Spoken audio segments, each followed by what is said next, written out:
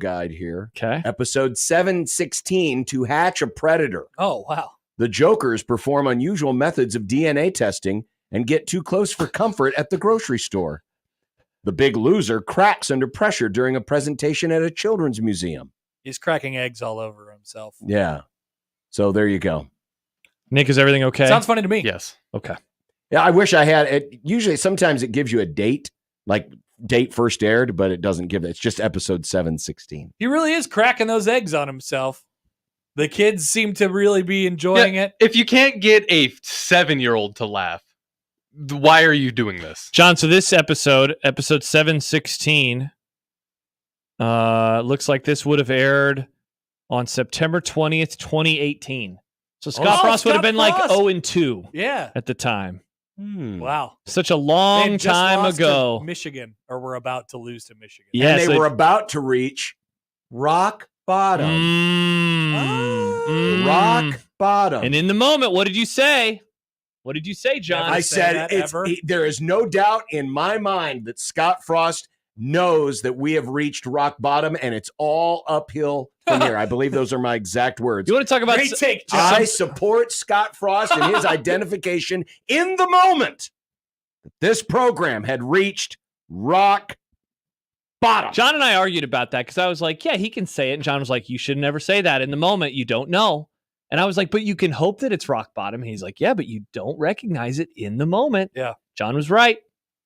John was right. That's one thing Mike Stibbs comments. Hello, Stibbs. Raise your hand if your team won. Oh. Yeah, I didn't know. Royals lost too. Doesn't count though because it crossed over another day. But they still won. So actually, you go back. It's like in baseball. You know, once he hits the rain, it's go the back. Score at the end of the day. It's the score at the end of midnight. Well, that's a bummer. So Dallas lost. I got to keep my hand down. Yeah, you got to keep your hand down. Sorry. Yeah. I bet you were very excited and happy about the way that all turned out last night. Hey, they won. No apologies. Oh, you don't apologize for wins? Don't apologize for wins. I forgot about Yeah. They still. My wife was asleep. I was standing in our bedroom like a freak, not cheering out. Why were you watching it in there? Because I was tired and I laid down and I was just mad at the game. And then the last drive happened and I was like, why am I not in the living room right now? I would have been would have had more fun. So I've never really watched a game that you cared about with you. You are kind of crazy. You were kind of crazy during the Husker game. Yeah. You were kind of yelly. And I'm not even really yelly with them anymore. Yeah. It's more because honestly, it's when I host the post-game show is when I'm really like, come on, please God, give us something. Your yelliness made me want to yell more. And so then I started yelling. Yeah. And then it was just a very yelly place. Happer at one point there was like stuff to yell well, at. I mean, the one when the ball hit the guy in the shoulders, you know, remember that play? It's very loud in here for a period of time. Well, then when Rutgers dropped the ball? Yeah, we were like, oh! Oh, but I was thinking when you say yelly, I'm thinking. No, it was less. I can't believe they did that stupid thing. No. It was more like don't do anything dumb, like that kind It's of like yelling. as the play was going and it was kind of developing, it's like throw it, go. You know, one of those. Well, like when Barney was wide open, I said, Barney! Yeah, he's right, yeah.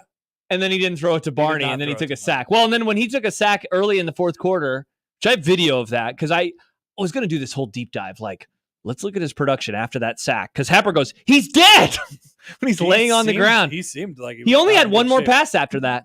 I thought that he had like many passes. Interesting. He was 0 for 1, but he also took a sack after that. Yeah. That was on the Barney one. Yeah. What were the things that I was yelling? He's dead was one of the things that you yelled. Yep. But yeah, it was a lot of Royals. Every time it was like, Gah! You loved the first inning for the Royals. You're like, great contact. I was super happy with the contact. Yeah, they even though they went 0 for 3. Yeah, contact. 3 up, 3 down, but they hit every pitch exit velocity of over 100 miles an hour. The expected batting average of that inning was like 573. And I was that is such a nerd stat. That's the shot quality. Which stat? What stat did Happer just say? 520, but Creighton's shot quality was really good. James people love you. Brought that stat up last year. No, I know. Good, it means you're going to eventually make shots if you're a good shooting team. And so people are anti-shot quality? I don't know. I don't know the rules about basketball. Some people just like this was like a huge Creighton thing last year. I remember people were getting triggered. They generate good shots, Josh. Yeah, that's a good thing, right? It is. I think you have good. to be able to. It is, but then you have to make them. Yes, it's like it's great that they had an expected batting average of 500 but they actually have to get the hit. That's true. That's true. Alex says Josh after Fedoni's almost touchdown. That was definitely a touchdown. We discussed that play. That was definitely a touchdown. I thought that his feet were inbounds. I thought his foot was inbounds, but I was like, there also isn't enough to overturn it. Yeah, I don't think he ever went out on that either. There was a picture, but they didn't have a saw. good angle, and Robert Smith was like, he was definitely out of bounds. Nothing to see here. Wow, well, I don't even remember this play. The Fedoni one? Fedoni, where he got down to the 1 yard line? That one. Yeah. It would have been in the they spent as much time reviewing that as they did Rutgers touchdown that didn't count, which that shocks me. If there was ever a poster child for why college replay is absolutely the worst thing in sports or one of the worst things in sports, not reviewing the Rutgers would have been, could have been touchdown is Exhibit A.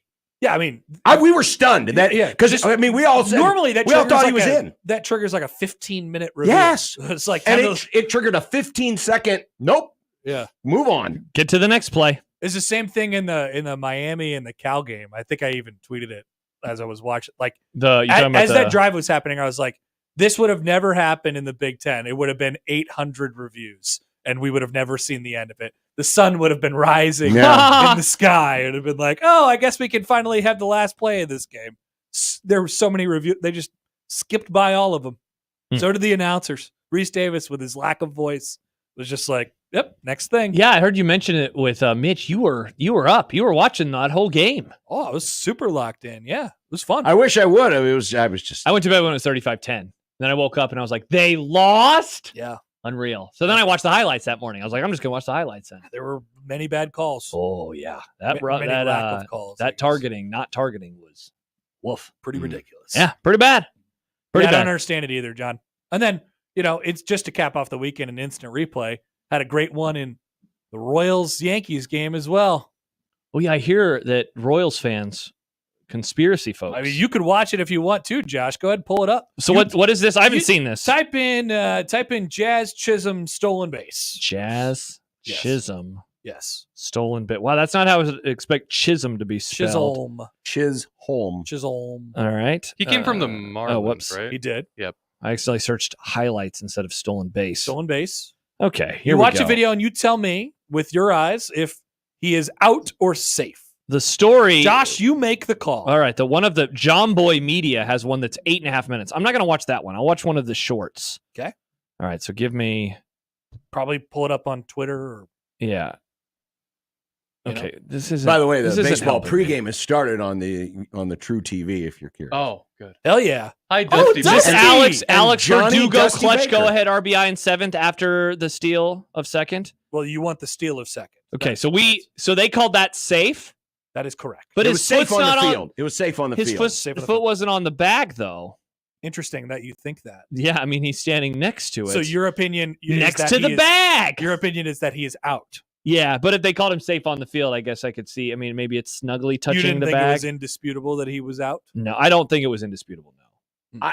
To be truthful, I didn't think it was indisputable. Like that looks like I could see them thinking that his foot is like on the corner of the bag. Like yes, yes, yeah. And so they called it safe on the field, so they left it to safe. Yeah, I apologize to Royals fans. Thank you for. I don't, but I mean, I understand. I know you don't. Thank you for your opinions. Yeah, you're both wrong. He was out. Okay, I'm fine with that. Indisputably out.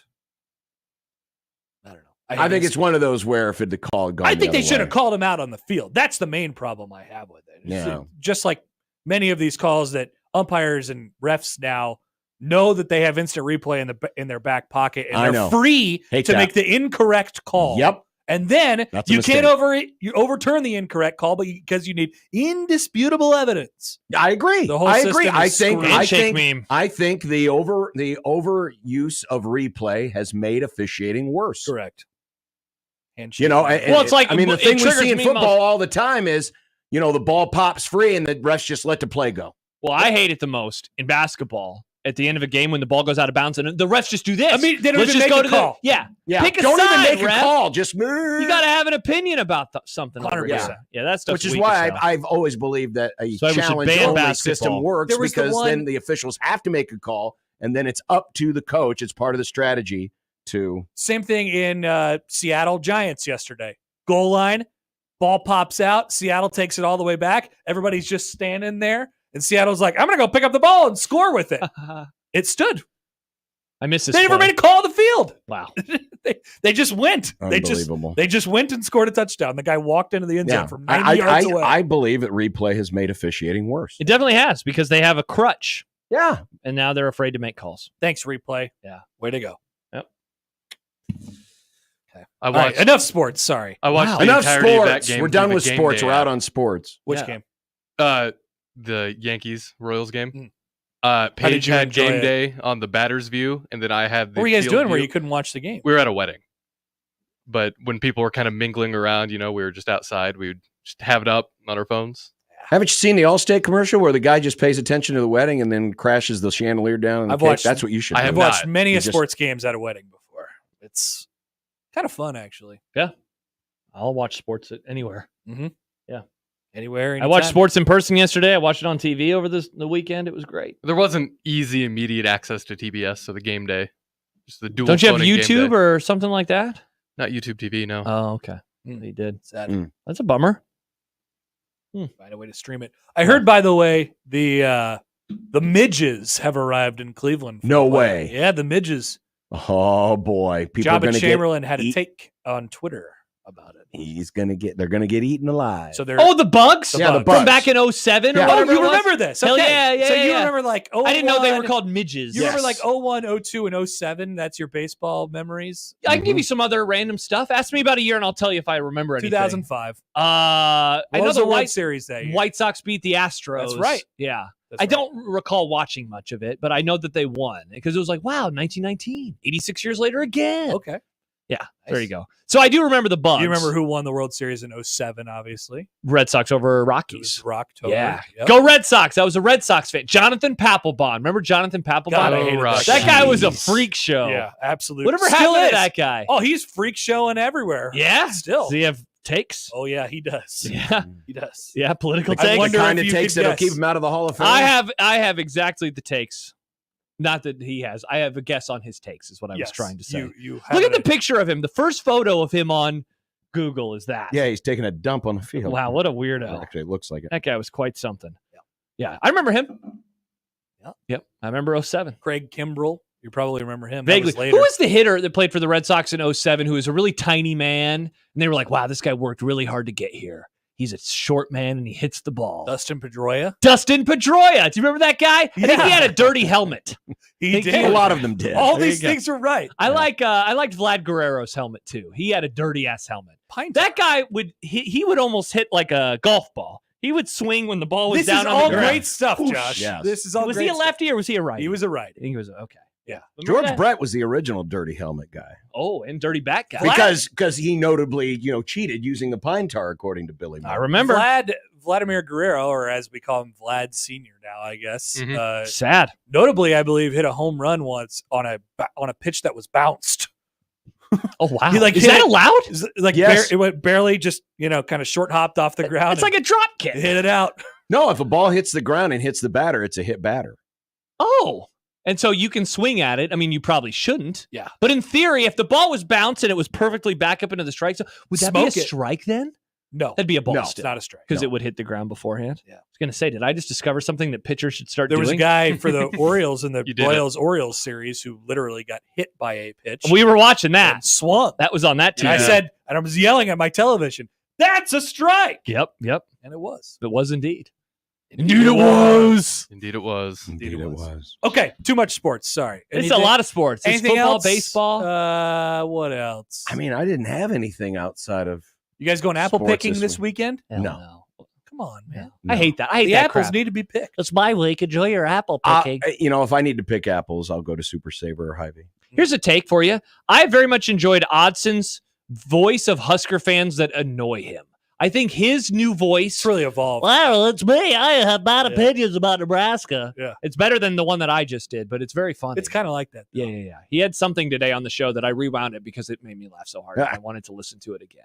Yeah. So it was something about the win not being good enough for anybody. It's not. They're 5-1 now. It's amazing when you don't do the show and you don't go to the message boards. You don't know what the takes are. I have no idea what the fan reaction really was. You'll learn about it today. Oh, you'll find out. Yeah. Will I? Thumbs down is what the reaction was, John. Here's the reaction. They won. But here's the good thing. The post-game show was the post-game show. Matt Rule dropped a bomb on the entire thing, and he talked about Heinrich Harburg playing more. So now that's the conversation. That's all people want to talk about. We do have that audio. People love talking about Heinrich Harburg. They really do. And I can't figure out why. Yeah, they really do.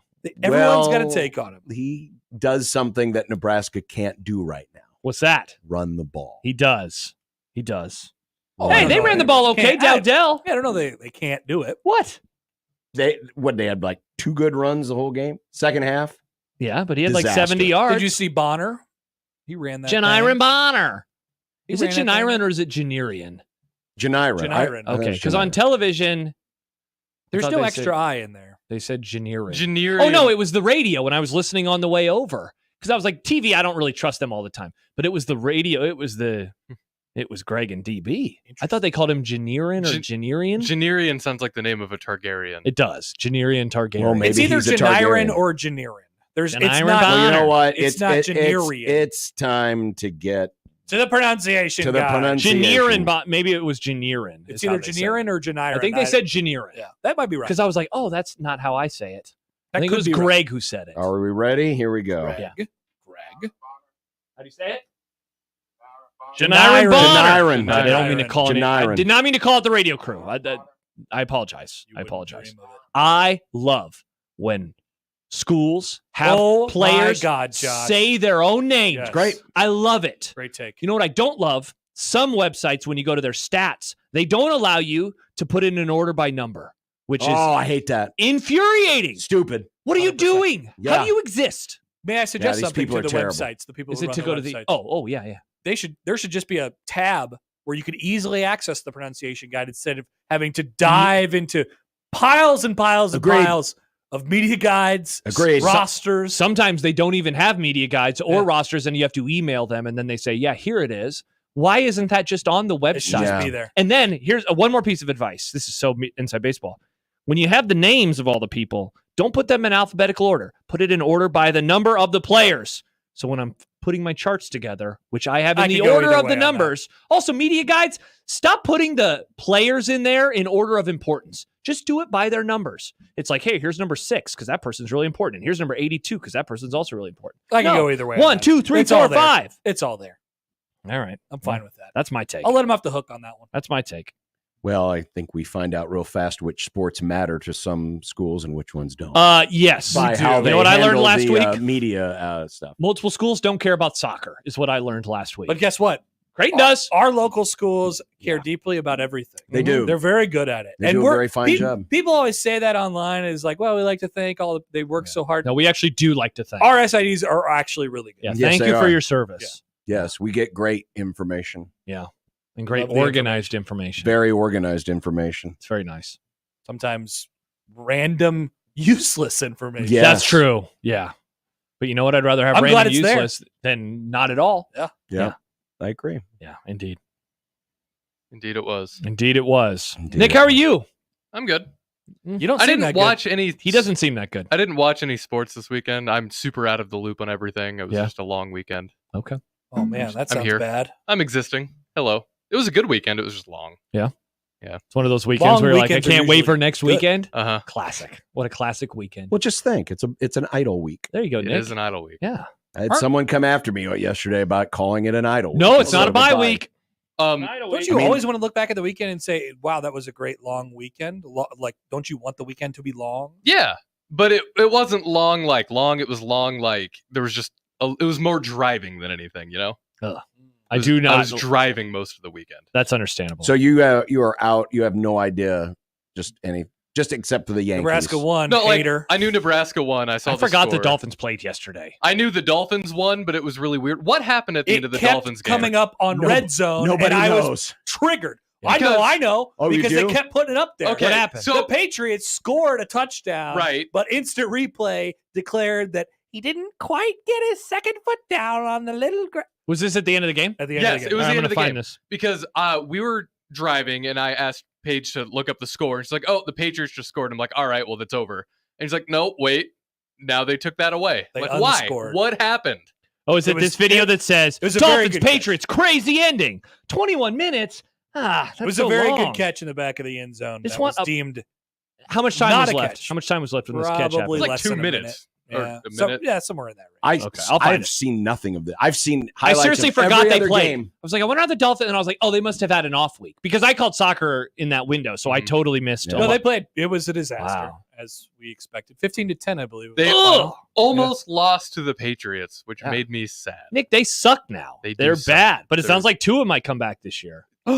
Maybe. Yeah, Maybe Tua's coming back. Is the next concussion man we need to worry about Josh Allen? Yeah, no, what happened to I just saw that video. Is he okay? Oh, it was. He's fine. He just smacked his head on the ground. He smacked it hard, and then he was back in the game after 2 minutes. All right, John and I are watching this play. One. All right, well, that's not going to show. So they called it a touchdown live. Yeah. Let's see. Brissett. It's crazy that Jacoby Brissett is still the starter. He's still a thing. Are they not going to show the receiver? Why are they showing that highlight again? Okay, what the hell are they doing? You guys get the point. They didn't even give us a replay of it. They showed Jacoby Brissett throwing it. Thanks a lot. It was YouTube. Incomplete. Okay. Well, Nick, I have good news for you then. Oh, what's that? Oh, the Hawkeyes. No, I know how they did. I was keeping up with scores. Save that for content, John. That's in content. I was keeping up with scores. What else do you care about? Watch Nick? anything. How did Formula One go this weekend, Nick? I don't know about that. You were wondering about who are some of your other favorite players in the NFL? Lamar Jackson, you like him? Oh, I Nick, do. He had an heard awesome cool play. I heard cool things happen. He had one of the plays. Stiff armed somebody, didn't he? He did. And then he just threw it the up ball into outer space. I love Isaiah Likely. That was guy's cool. awesome. I did see that. Mark Andrews, turns out he's alive. He is. And exists. Oh, that's an easy out of bounds call. The guy's heel went on the out of bounds. Yeah. Okay. Yeah. It was a fine Here, call. John. Here's the second angle. Oh, Formula One had an off week, so they didn't do anything. And he's going to step out of bounds. See? All right, there Easy it is. It was a fine call. All right, there you go. Congrats, Nick. I was probably That's the only 15 person. seconds more on the Dolphins Patriots than I expected. Yeah, I was just the only person on earth who watched it, so I figured nice describe it that way. This is the first year in a long time I've not had Red Zone, and I'm not missing it. Really? Oh my God, the witching hour was so good. Even though I enjoyed it, holy smokes. even though I enjoyed it, I'm not missing it because there are times where it'll switch away where I'm like, no, I wanted to see that. So now you're like, I get to watch the games in full, like the good Lord intended. You're back. Well, yeah, because that's one of the criticisms. I use of Red my Zone. Direct TV Sunday. You know, ticket. you could if use you have your Sunday ticket. There's no reason to have. You know, you could use your Direct TV to watch Red Zone if you wanted to too. That's true. I prefer just choosing a game. Okay. So I watch the game that's provided locally, and then I watch the game that I choose on my Direct TV. I know, but like both the Houston Bills game and the Ravens Bengals game were in the last moments at the same exact time. What the hell was Zach Taylor doing? Why is he settling? I know the kickers are great now. Yeah. Settling for a 50 for like a 57-yarder. That's a bit silly. Yeah, that's what teams are doing now. You see this at the end of game situations all the time. They're just like, yeah, we got a first down at the 40. Let's just run it into the pile. Like seriously, at the 40. Yeah, that's dumb. I mean, we do. You got to be a little more aggressive. We do see people making 58-yard field goals and stuff. Yeah, Houston did. Yeah. I don't think I would like Red Zone. I've never had it. I understand the use of it and why it's cool, but I think I would hate it. I thought because I had never watched it for years, and I was like, "That's stupid." And then I was over at somebody's house and they had it on. And I was like, "This is awesome." Yeah, it's really cool. I think I just want to pick a game. It's nice because you get I feel like I am very in touch with the whole league, but you definitely miss out on. And that's the only part of the NFL. That's why I like the NFL. Because I like the whole league. Yeah. I don't really have a favorite team. Famously. Yeah. And I like fantasy football. It's really good for fantasy football. Yeah. That's fair. It feels like you're just watching highlights of the game. Yeah, but in real time. It's live highlights. But. Yeah. But it's like being at a sports bar, but they choose what's on the TV for you. Like, hey. And Scott Hansen rules. Yeah, but I heard there's criticism now, Scott. I've heard this too. Well, I don't understand. About what did he do? I don't know. Odson said this earlier. Was saying not Siciliano who did the other version. So Odson was saying that other people are saying that he's talking too much, and I haven't heard this. Nor do I think he's talking too much. So I don't understand. Interesting. I like when Scott. I have no takes on Scott Hansen. I mean, there'll be times where he sits out for minutes at a time. I got him confused with Chris Hansen for a little bit. Different guy. They'll just switch from game to game, and he won't say a thing. Yep, they'll just the be Hansen boys aside. Not peeing for us. Not peeing for us. Yeah. Not peeing and really not eating, right? There was that whole thing about. Yeah, he doesn't pee, he doesn't eat. For 7 hours of commercial-free football. There's nothing like that. Yeah, it is pretty cool. It's so good. Yeah. 11:59, I'll go over to the Red Zone channel. and it'll be the countdown with the music going on. It'll have the NFL Films music. Yeah. And you're like, and then there'll be an ad that starts at 30 seconds, and then like this is right into the Octo Box. It's gonna be a good day. Yeah, it's gonna be a good day. He'll do like an overview, it's almost his open if he was broadcasting a game, set it, a scene setter basically. Oh yeah, 100%. It's so good. Look at this, Aaron Rodgers. His Achilles might be broken still. I saw that picture of Aaron Rodgers on the ground. Somebody said he's looking like he needs a revive in Fortnite, which is a really funny joke from a video game none of you guys have played. Yeah, thanks for telling that joke. But if you get knocked down in Fortnite, you look exactly like that. I figured. It's great. Context. I saw one, it was like, it looks like me after I step on one of my kids' Legos. Yeah, but the best one, and I was racking my brain trying to figure out where I'd seen it before, and then someone put up the meme. Yeah. When Bushini got laid out on the first punt. Oh, my God. And he laid there for a while, and someone put up the meme next to him. You know how every time Peter Griffin goes down face first, his hand is always behind his back. He just looks like he's dead. Someone did the side by side, and it looked just like that. Whereas like Bushini was doing his Peter. He had no control over where his body. No, he got rocked. Yeah, honestly, absolutely. I thought he got concussed. I wasn't worried about the lower extremities. I was worried about his head. I thought he face planted, and I thought he is out. John Bishop not afraid of the lower extremities. And it was just his back. It ended up just being his back, right? And then the whole game he spent walking like an old person. Yeah, he really did. Well, he's married, so he isn't old. Got to do this again. He's like Tiger Woods. You jerks. Drive safe, Bushini. He's got to get the spinal fusion surgery or whatever. Ouch. No, he doesn't, by the way. I think he's fine. Okay, good. Yep. Yeah, did Happer just report that? I did not. So. Wow. They didn't ask about him today, did they? In terms of injury? He talked about Bushini. But I don't remember hearing anything about. No, nothing about his health status. Okay. One of my favorite parts of the show today was when somebody said that the James Williams story is so cool. And you were like, okay, but what is the story? Yeah, nobody knows the story. Do you know what the story is?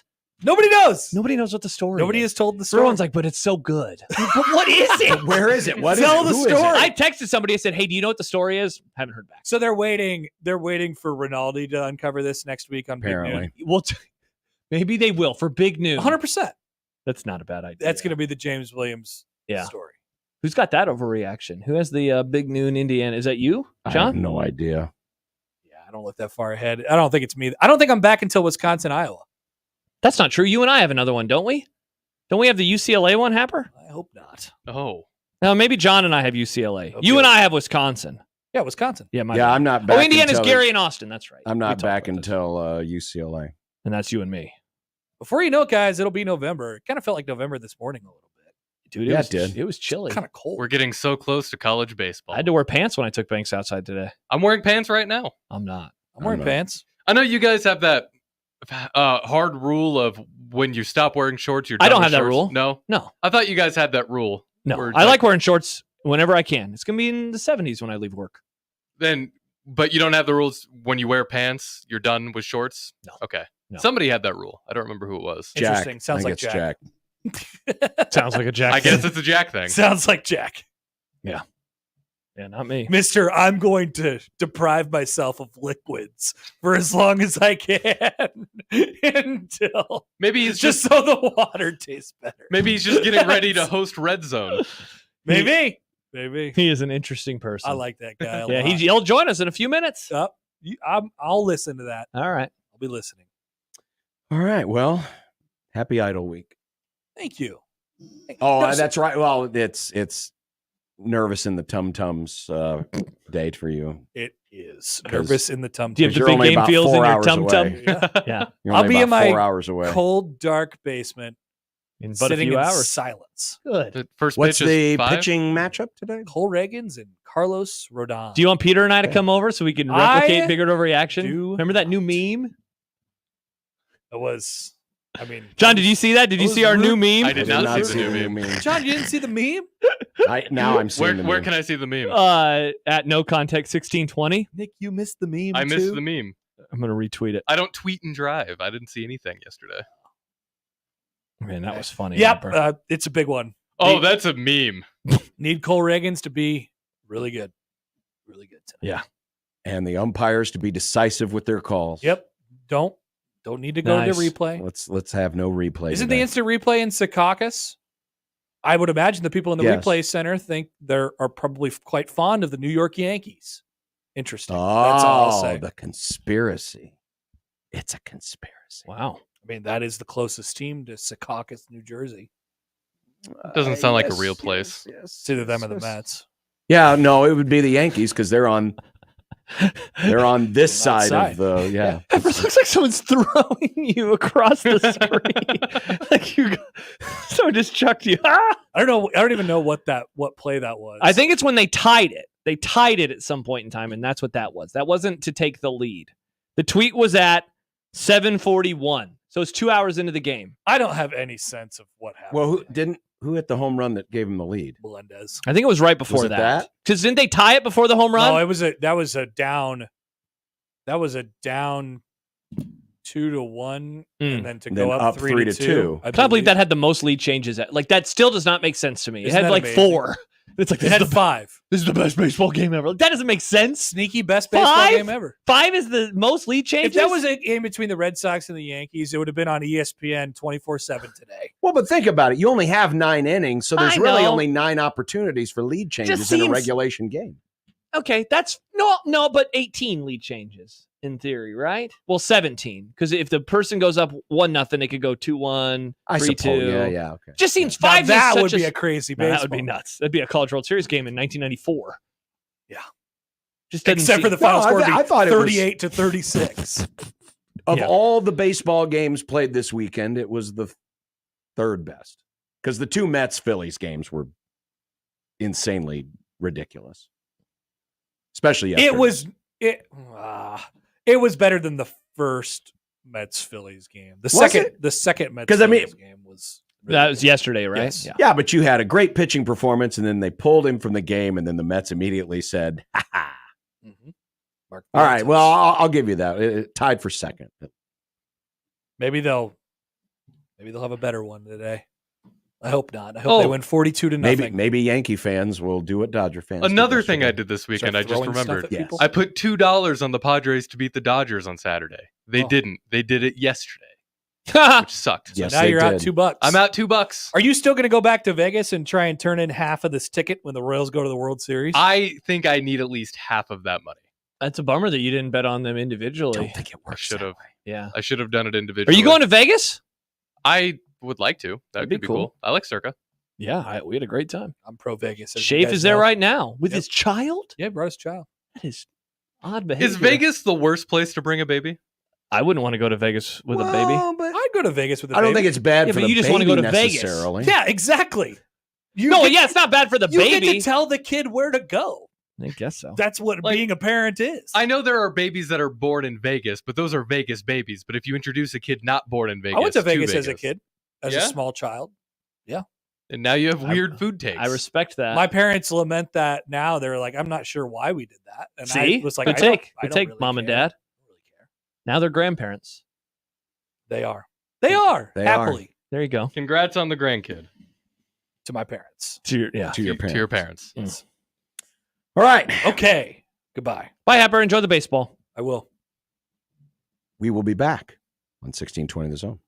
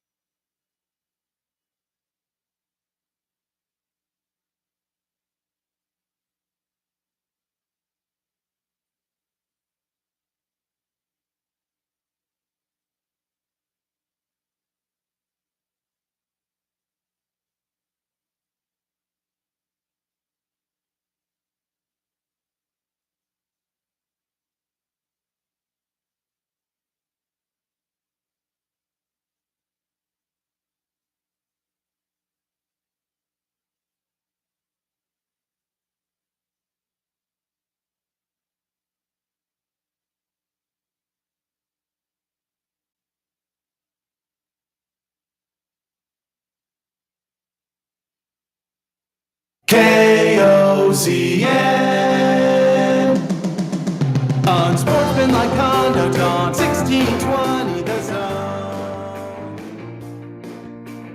Husker Athletics, Creighton, and yes, UNO.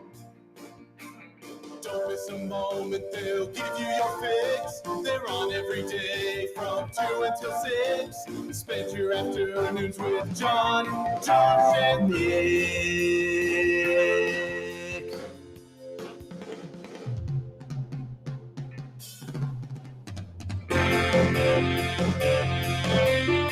John, Josh, and Nick. They'll show you what sports talk really is. Well, we have reached the idle time. Well, one of the idle times. Because there's another idle time coming up. But we're still going to deliver great content for 4 hours every single day. Unsportsmanlike conduct on 1620 the zone. Husker Athletics, Creighton, and yes, UNO. Welcome, everybody, to the program on this Monday. Hope you had a fine weekend. And we're going to enjoy some day playoff baseball. Tigers and Cleveland.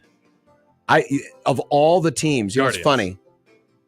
I probably affiliated more with the Washington football team than I did because I didn't pay attention to American League Baseball when I was growing up. It was just the National League, the Superior League, when it didn't have the DH. So I didn't, and Cleveland wasn't that good. I have never won a World Series in your lifetime. I have more problems not saying the Cleveland Indians than any of the others. Than any of the other teams that have changed their names. The Washington maybe it was the way they changed their name. It was the Washington football team for like 2 years. And it was funny.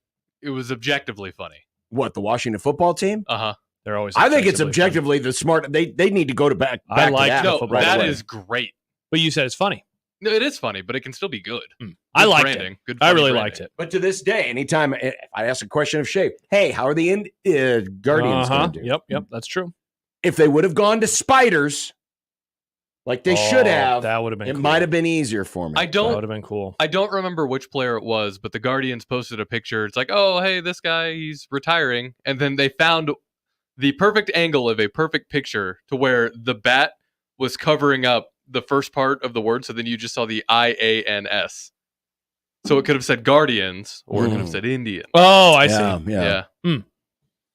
So we'll have that going on during the afternoon. Think about that the names are spelled very similarly. Maybe that's why they went with it. Yeah. Hey, we can just keep this half of the jersey. Let's just fix the other half. Yeah. Nice. It'll make it easier to remember. No, it won't. Yep, indeed. No, it won't. I think you're right. Now that I think about it, and also I don't talk about baseball as much as I do football, but I think you're right. Plus, we got very used to saying football team, and so you can just kind of say the football team. Yeah. Yeah. Well, the Grum brought to you by the good people at Union Bank and Trust, where your money has the people. We will treat this week with the respect that the Idle Week deserves. Which is? That we will be calling it the Idle Week this week. Of course we will. Not a bye week. Never. Because Nebraska's not getting a bye into the next round of a tournament. No, they've not earned If you actually anything. look up the definition of the word bye, that's what it is. When you get to advance past a round because there's no opponent. In sports, bye refers to a team automatically advancing to the next round of a tournament play without competing, and bye week refers to a scheduled off. Oh, wait, no. And bye week refers to a scheduled off week for a given team, according to the Merriam-Webster Dictionary. What? Oh, no. Well, that's not the definition I got yesterday. I only got the one about the tournament. Well, but you see, it's just like... Many people might see the word bye and interpret as a shortened form of common farewell. Good. Okay, that doesn't... Who cares about that part? But you see, this is the same sport that mistakenly, because people got hit in the head too many times, of calling it a hook and ladder. When it is no ladder, it's a hook and lateral because it's a hook pattern where the receiver then throws a lateral back to a trailing receiver. Plus, it's fun to say because it got dumbed down by dumb football coach who's got hit in the head too many times. I ain't gonna run the hook and if ladder. you win a championship and call it the hook and ladder, you can't be dumb, John. No championship-winning coach has ever been dumb. Also, not one single time. It's way quicker to say ladder than lateral. Yeah, exactly. That's why I like it. Plus, it sounds good. It's lazy diction. If you're a coach, you want things to be quick. It's like people say, I'm gonna go watch the Skurs game. You just hate abbreviations, I think is what we're learning. I hate certain abbreviations. Like, what are some other ones? Skurs. Like Skurs. When Huskers is already an abbreviation of Corn Huskers. So you don't like an abbreviation of an abbreviation? Is your most of the time. Is your legal name John? Yes. Yes. Okay. So what do you think about calling a doctor Doc? Well, that again, some abbreviations are fine. But what if you called him? Hey, that would be or what really about bad. Tur? What's up, Tur? It would be really bad. That would be odd if you called him Tur. It would be really bad. Tur. Really, really bad. I got to go see the Tur. The only reason this gets brought up is because I had to wait for the thing to. Yeah, I could tell. I was seeing the spinny. It's a good little stall. spinny. Yeah. Roofery's Grum down. We're halfway home. How does it feel? Oh man. How do you feel? In fact, we got a poll question. How do you Is feel? this a Rolling Stone? Was that Bob Dylan? That was Bob Dylan. Okay. How does it feel? You want to talk about someone with lazy diction? That was old Bobby Dylan. Yeah. To be on your own. I love when John does this Bob Dylan bit It's because very my funny. dad has the exact same bit. Well, so because Gen people Xers- around, it's just Gen X bit. No, it could be because it came from Saturday Night Live when it was funny. Nice. Classic. You just did two bits in one, John. I did. Wow. You did the Bob Dylan bit and the I SNL did because bit. It's a double play I of think bits. if I remember right, the sketch had, and I don't remember who did what, but someone was doing Bob Dylan and someone else was doing Tom Petty. And you couldn't understand a thing they were saying. Joel says Hilarious. Bish hating abbreviations is very on brand. I'm not a big Bish is okay. I'm not a big fan of that. A Bish? Isn't that your SoundCloud name? Johnny Bish? I believe it is. Well, that was given to me by a friend. You could have changed your SoundCloud name. You created it yourself. But it was given that Johnny Bish was given to me by a friend It's of to mine. honor his friend. But he hates It wasn't really to honor him. It was just that I couldn't use my name because, there's that comedian. well, no, there was just a lot of things taken already. So I said, I'll just use I hate this. that comedian. I'll just Sometimes use people this. tag him in a tweet with me. Hey, at John Bishop 100. I haven't gotten one of those in a long time. Well, yeah, Is you the wouldn't get it comedian because okay? they tag him. No. But I haven't seen one of those. Oh, in a okay. long Yeah, it time. definitely still That's what I happens. meant. That's what I Not meant. as often as it used to, but it'd be like at Josh Tweederson, at John Bishop 100. Or actually, I would get the reverse. I would get people thinking I am him. Oh, really? That's all the funny. time. That's funny. There was one time some lady engaged me on Twitter. I think it was during the show where she was asking about how she claims her tickets or something about backstage passes. That's awesome. And so I just said, John Bishop 100 is followed by two people that I follow. One is one of our great professors, Rick Alloway, and then Hot Voice Aaron also follows John Bishop 100. Do they know that that's not Great question. our John I think Bishop? Rick Alloway follows Alloway. John. I Rick don't know if Alloway Aaron would does. know, yeah. Don't know if Aaron does. It was a historic top 10 bloodbath Oh. on Saturday. And we almost had another one that went down, but they had to have a comeback at the end of the game. Sad. Rule today was asked, is it Heine time? Mm. Jack Mitchell will join us with some idle talk. Nice, I get it. Mitch Sherman of The Athletic will be along. Lovely. We'll get inside the numbers that were fitting of a grinder. Oh, yeah. sandwich? So much for the whole offense is broke in the NFL. Offenses seem pretty fixed to me over the Everything's weekend. fine unless you're a Dolphins and or Patriots fan. Yeah, Nice. but that's understandable. Yeah, indeed. The NL series went all square last night. Will the ALDS follow suit? We'll find out together here, Oh, man. at least I for can't this wait. first game. Who won the first one in the series? In this series? The Guardians. the Yeah, Cleveland. the Ians. The Ians. I missed that. Yep. The Cleveland Ians. Yep. Cleveland Ians. That could have worked. Yeah, Cleveland Ians. Cleveland Ians baseball. Clevelands. The Clevelanders. There you go. Sure. Many of those ideas.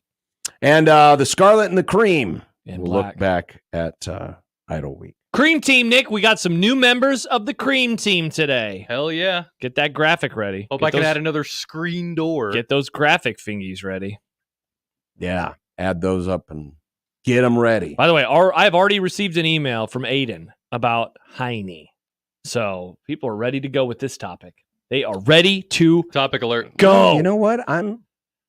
I will hear your pleas. Okay. I will hear your What if this pleas. person is saying, yeah, hell yeah, get him on the field? Well, you also I will hear their pleas. Oh, okay, perfect. Because that's the plea. The plea isn't, hey, keep him off the field at all costs. The pleas are, please get him on the field more. There you go. Travis. Because right now you can't, you can use him less. Actually, did he come on the field? Harburg? He played one play. He played one play. Yeah. One play last week. Travis writes, I definitely had a string of tweets early on when I would listen to Gary's solo show when I accidentally tagged Greg Sharp instead. When we announced that Gary was coming to the zone, when I produced this show, I think I added an E on the podcast title. I was like, Gary Sharp with an E is joining the zone. Oops. My bad. I apologize. One's name is Greg. Yep. The other's is Gary. Yeah. Yes, they are only 4 letters, and Gary? they both start with G. Yeah, they do. Yeah, does Damon both just still have call him Rs G in Sharp? Does he still do that? Sharpie? He can do all those things, can he? Yeah. G Sharp is a cool nickname. That's what he used to call That's Gary. a music thing. That's not my problem. That's true. That's someone else's problem. That's true. It's Hard to argue. 402-951-1620. 42 degrees, the source hotline by your mom's house. If you want to email your pleas, PLEAS, for Heine to play more, you can send them into the Equitable Bank inbox, John at 1620thezone.com or Josh at 1620thezone.com. At Equitable, we take banking personally and answer the phone on the first ring. And the J-Tech Construction Zone Twitter page, where we put up a poll question earlier today. Now that the season is, halfway there. I hate you so much. What? Stop I'm just it. saying. You're excited. You're so pumped. You're like, let's get to hoops. You're pumped. No. I don't like it. No. I'm already sad. It's almost over. I didn't even write this poll question, and you yourself put the word halfway I know done. I did. So it's your fault. Ugh. Over 95% of our voters before the season thought Nebraska would win 6 or more, with 42% picking 8 or more wins. Now that the Huskers are 5-1 after their first 6, what regular season record do you think the Huskers will have in 2024? Your options are 5-7, 6 or 7 wins, 8 or 9 wins, or 10-2. Guess you could have just put 10-2 and 11-1. Oh yeah, because they can't go 12. They can't go 12-0. But either way, we get your point. Yeah, indeed. But we will. It's a lot. In fact, the results are surprising me right now. Oh, the results are surprising me right now. Interesting. You know what? We can take that up with our next guest. Let's do it. I can't wait to talk to him. Who likes to stick his finger on the pulse of Nebraska fans. He is the voice. He is their king, Jack Mitchell, king of the Andals. Well, some of them. There are other fans he doesn't want any part of. And they don't want any part of him. Exactly. Yeah, that's true. I guess he did catch a lot of criticism during the last Scott Frost years. Yes. People called him a homer, a defender of Frost. They love everything he stood for. Yes.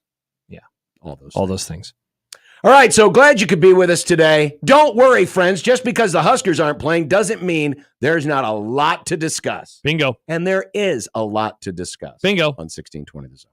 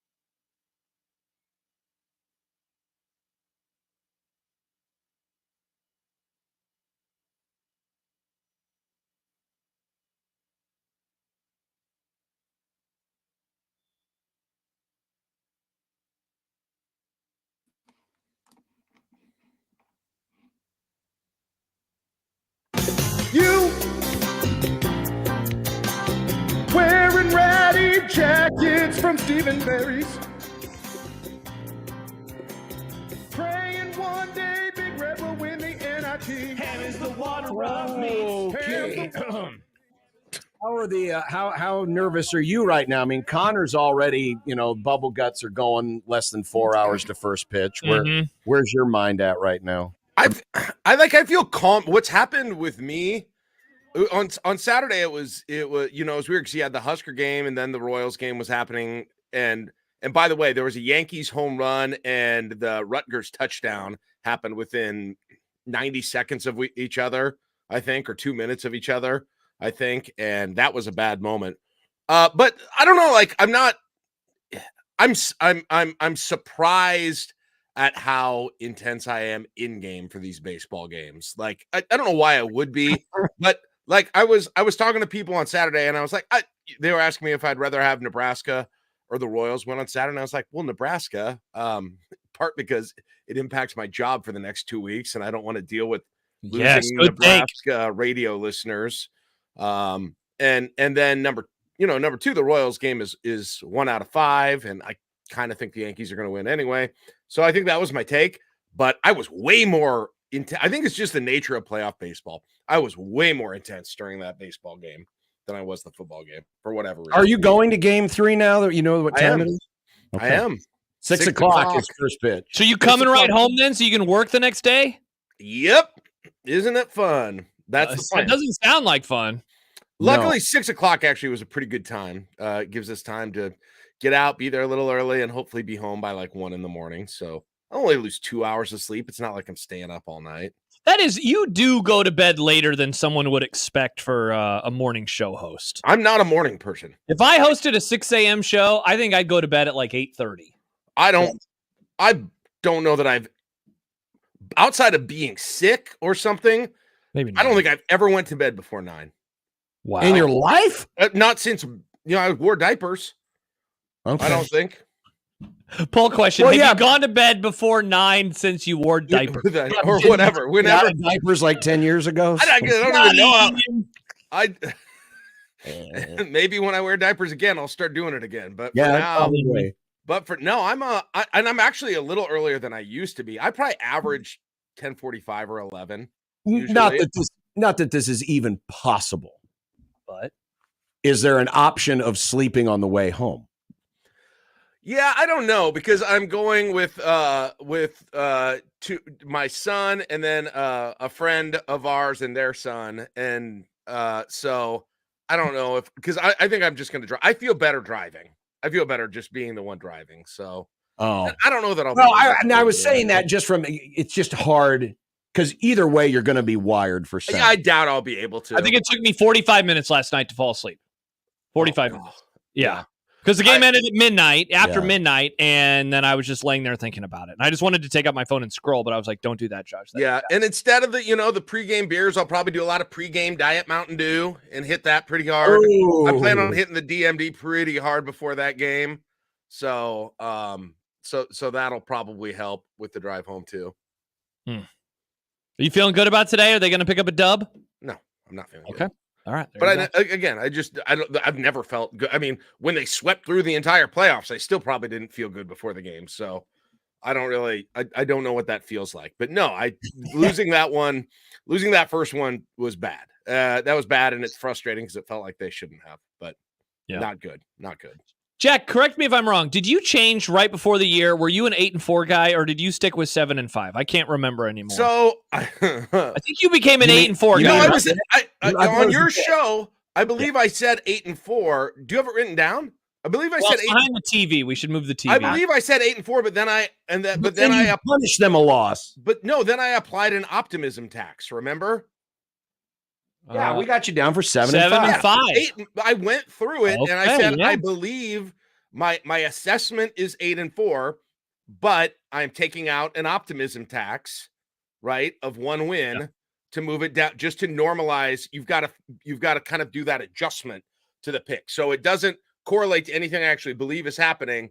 I just know I'm a little too positive right now. So 7-5 is where I ended up. So I asked you that to now that they're halfway through. We put out a poll question earlier of what their record will be. Do you still feel like 7-5 is the most likely? Because that would mean picking up 2 wins in the final 6 to go to 7-5. 8-4 obviously is splitting them. What's more likely, going 2-4 or going 3-3? Let's see. I got to think of UCLA.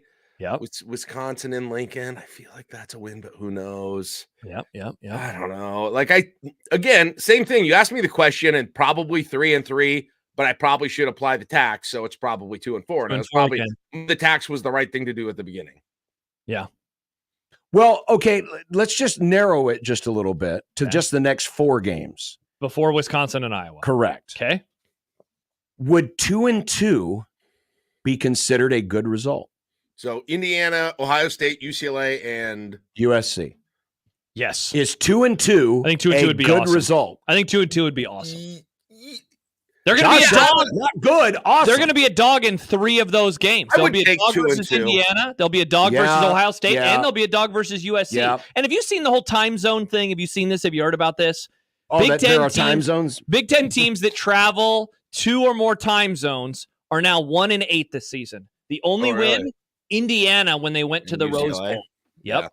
Yeah, I would take 2-2. What are the other matchups, though? USC has won a game versus a team that had to go to them. That was Wisconsin. And they've lost to Michigan, who is not very good. They've lost to Minnesota. Michigan lost to Washington. Michigan lost to Washington. Washington lost to Rutgers. Washington lost to Rutgers. Yeah. So it's a very small sample size. It's only 9. No, but games. I was just trying to go through my mind here of, like, do you think are these teams really good, or are they really not? Saturday could teach us something, because if you think that Ohio State is actually better than Oregon, but they lose in Eugene, I think, and then Oregon's well, you got Penn State and USC too. Yeah, See, that's the one where if USC somehow pulls this off, I'm going to be a believer in the time zones. And it sucks then that Nebraska has UCLA coming to them versus it being USC. You'd much rather have USC in Lincoln than UCLA because of the ease. So, anyway, I didn't really allow you to answer the question, but I think 2-2 would be great. I would take 2-2, and then you're left with those, the Indiana or Wisconsin and Iowa then to finish the season. Iowa, You're 7-3 going into the final 2 games. All right, I wouldn't accept anything that isn't 2-0 in those games if you were giving me the offer right now. Like, I wouldn't take 1-1 in those games. I'm going to need in the last 2. Yeah, in the last 2. You would not take 1-1. No, because 2-0 needs to be an option. So you sign up for 2-2, but you would not sign up for 1-1. Correct. Well, of course you'd sign up for 2-0 or 2-2. If you're dividing the 2 sections, 4 games, 2 games. I wonder if people would agree with Jack on that. Yeah, I wonder if people would say that they agree with Jack. Would they sign one contract and not? Would they sign both? Would they sign neither contract? Well, I mean, think about this. Okay, so if you gave folks an option, remember 3 wins get you to 8. 3 wins get you to 8. So if you go 2-2 in these first 4, and then you go 1-1, and then you go 1-1, there's your 3. Yeah. And you're playing in the Reliant Quest Bowl, and you're already that's true. I take the 1-1, and I'm already above my prediction. Whereas Jack is saying, give me 2-2, and then I'll roll the dice, because that means that 9-3 is theoretically on the table. Well, we asked folks what they think the final record will be, and I told you going into break, I'm surprised by these responses. Yeah. But the 2 most it's not even close. The 2 extremes, you're talking 2% each. 2% believe it's going to be 5-7, 2% believe it's going to be 10 or better. 10 wins or better. Right now, the 6 and 7 win crowd are at 48%. And the 8 or 9 win crowd are at 47.8%. It's virtually a dead heat. And where did you think they would go? I thought you would get a few more folks that would say, "Oh yeah, they'll win 3 of these last 6." You thought there'd be more, 8 wins. There'd be more I thought we'd get more 8 wins. Interesting. I cannot believe the season's halfway over. Oh my gosh. I know, it sucks. That's crazy. Well, like when you say that, there's only 6 games. I feel like there's more in there when we went through that list, and there's not. That's it. Those are the games. But if you believe in 6 wins or more, then there's more than half the season left, because there'll be a bowl. There will at least be another game after that. That's right. 2 weeks or a week from Saturday, we could be celebrating a bowl game before Halloween. What would that? Wow. It's like the olden time. Look at us. Look it's at like us. the olden times. Or if the point spread's right, we'll have to wait until after Halloween. Oh, that's true. If they don't win this, they're probably not picking up the bowl berth until November. Oh, Correct. God. I know I should not even do this, but why would I even say this? But Say it. Say it. Too late. they lose to Indiana. They're underdogs in Indiana. They lose to Indiana. They lose the games they're underdogs in. They have one bad loss, though, and it's UCLA. Oh, God. Can you imagine the Hell. clinching? If they're 5-4, 5 wins with the remainder, with the USC, Wisconsin, Iowa coming up, needing to win one of those to get to 6. I mean, that's a bad scenario, man. Because there'll be a lot of people saying it's last year all over again. And if you think the folks who want Heine on the field a little more, they will be howling at the moon. Oh, I don't give me some more Heine. Oh, Nick, make a little Give me Photoshop all of the that. Heine. A Canva where John is howling at the moon and it says, "Give me Heine." Are people contacting Sam McEwen and saying they want more Heine on the field? Is that That's happening? what he says. Is that really happening? Is anybody Yes. contacting you guys and saying that? I hear more from anyone who says, "I don't want him on the field ever. Stop putting him on." I don't think I've heard from one person this year that's like, "Give me Harper." I can't. That's a serious I can't question. listen to that. That's ridiculous. Not put him on the field ever. I swear to God, I don't He's ever just hear from saying- people that want him on the field. You're They just want him saying off. it sways that way if it goes any direction. Yeah. Right? Jack, I'm being serious right now. I can't remember the last time that somebody told me they want to see more Harper. That wasn't like you or Jack or you or John or me. I swear, I don't ever hear from somebody saying I want to see more of him. I thought it was interesting. That was like Sam's, like he said, that was setting up the question that he hears from fans that they wonder why they're not doing it more with him. And I was just wondering if you guys were hearing that. Because no, I mean, I'll be surprised. I'm surprised that we have not seen more. Call it the Heine cat. I'm not. I'm stunned. He turned it over at such a high rate last year that why? Like, are you saying? Well, like, he hasn't turned it over at all this year. Of course, he has a very small. Are you saying I agree with John for Dylan? Yes, I'm not. in the Heine cat. I'm not surprised. Because they can't run the ball. Sure. They I are agree a with John. bad running Wait, are team. you saying that? I'm saying we need to see more Heine. Whoa, you have been so anti this, and now you're saying bring him in? I don't know. I'm so anti this. Wow. I just feel like This was before we knew we didn't know they couldn't run the ball. I said this in the can't offseason. Run the ball. I thought that this would be. What This is they a bad running football team right now. It's exactly what I expected them to be running the football. I didn't think they'd be this bad. I think my position is not that. It's if you're going to do it, you've got to have a little bit of frequency to it. It feels like instead of just breaking in terms of number of carries. Yeah, just in terms of how often you deploy it and to kind of set up different things off of it. Like, I don't know. I feel like the infrequency of use of it has actually rendered it less useful. All right. So they have played 6. They have played 6 games. Oh, wait, here. I'll do this one. All right. They're 74th in the country in terms of carries per game or rushes per game. Mm-hmm. Raw rushes, they're 30th, but obviously they have a 6th game and there are other teams in there. I'm not surprised by the run game at all. This is exactly what I thought it would be. I didn't think it'd be this anemic. It was such a concern. Especially in crunch time. Yeah. I mean, they had a perfect time to put that game away on Saturday with a 4-minute offense and 3 and out. Mm-hmm. And you know what the weird thing about it is that sometimes there were a few moments in that game where the run blocking looked so good. Like there was a little stretch in the middle where I was like, I think I tweeted, I was like, these blocks are sexy. Like they had a couple of plays where it looked really good. I think it was the touchdown and then the drive after that. The Dowdell and it wasn't just Dowdell, Jack. Ramir missed some holes. He missed some open space. And the ensuing drive, but still, it just feels like when they go right up the middle, it feels like it's always just like a brick wall every time almost. It is. I mean, they're usually good for popping 1 or 2 runs in the first half. Yep. But not so much in the second. And then, and listen, and I know Saturday was different because the wind was bad and it was not a great day to throw the football, though Rutgers threw it a lot. They did. A lot more than I thought they would, perhaps to their detriment. That it was going to be a tough day to move the football. Because it was predictable? Yes. Yeah. But I don't know. That's true. I have concerns that they can get those 3 more wins if something doesn't change with the run game. So what would you do then? Would you were saying put him in for Dillon, but then the offense becomes predictable? Not necessarily. You want him throwing the ball too? I mean, you have the option to do that. I mean, it's obvious if he would come into the game, of course, but it's no different than when we would see, other players, come in off the bench. The Washington game, they had certain situations. They'd bring the young kid off the bench and he'd run the ball. Mm-hmm. And Michigan didn't stop it. I mean, there are times where, based on the personnel, Nebraska used to do it. Based on who was on the field blocking, sometimes they would just do it.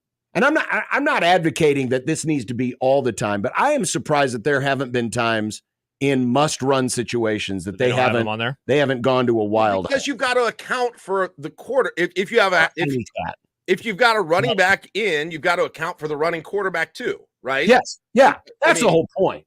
What if you put them next to each other? Well, you could. Yeah. I mean, I assume out of the shotgun, that's what it would be. So have him line up the running back. But you still don't have the running quarterback. But if you hand the ball off to him. Oh, but you say the quarterback. The effectiveness of a Wildcat is the fact that the guy getting the snap has the ability to run the football. Yeah, like I mean, honestly, the way I would like to see it is just have him come in as at quarterback and not do the whole leave Dillon. Yeah, I know sometimes you leave the Illinois gadget play. I know sometimes teams in the NFL leave the quarterback. The reason they put the quarterback at wide receiver is so they don't make a sub, so the defense is not aware of the personnel. I don't think that makes a big difference because in those situations, when the Dolphins were doing it very originally and they put, Ricky Williams or whoever it is that they put back there, like he couldn't throw it. And so they would have changed personnel because of this. Mm-hmm. But Harburg's still a quarterback. I don't think you need to have Dillon down there at wide receiver when you do it. Just make the sub, bring him in. Don't try and hide that part of it. That's what I'd like to see how that works. This isn't advocating for all right, we're going to designate a series, or in this spot, we're putting him in. But, for example, go back to the last drive of the fourth quarter. 4 minutes left. You're back on your, 20, 25 yard. No, it was actually out to the 29 30. Is where they started that drive. Because they got lucky and got the penalty. Correct. Or otherwise, they would start inside the 20. Correct. To start that drive off, first down, Rutgers not expecting it. Here comes the Wild Heine.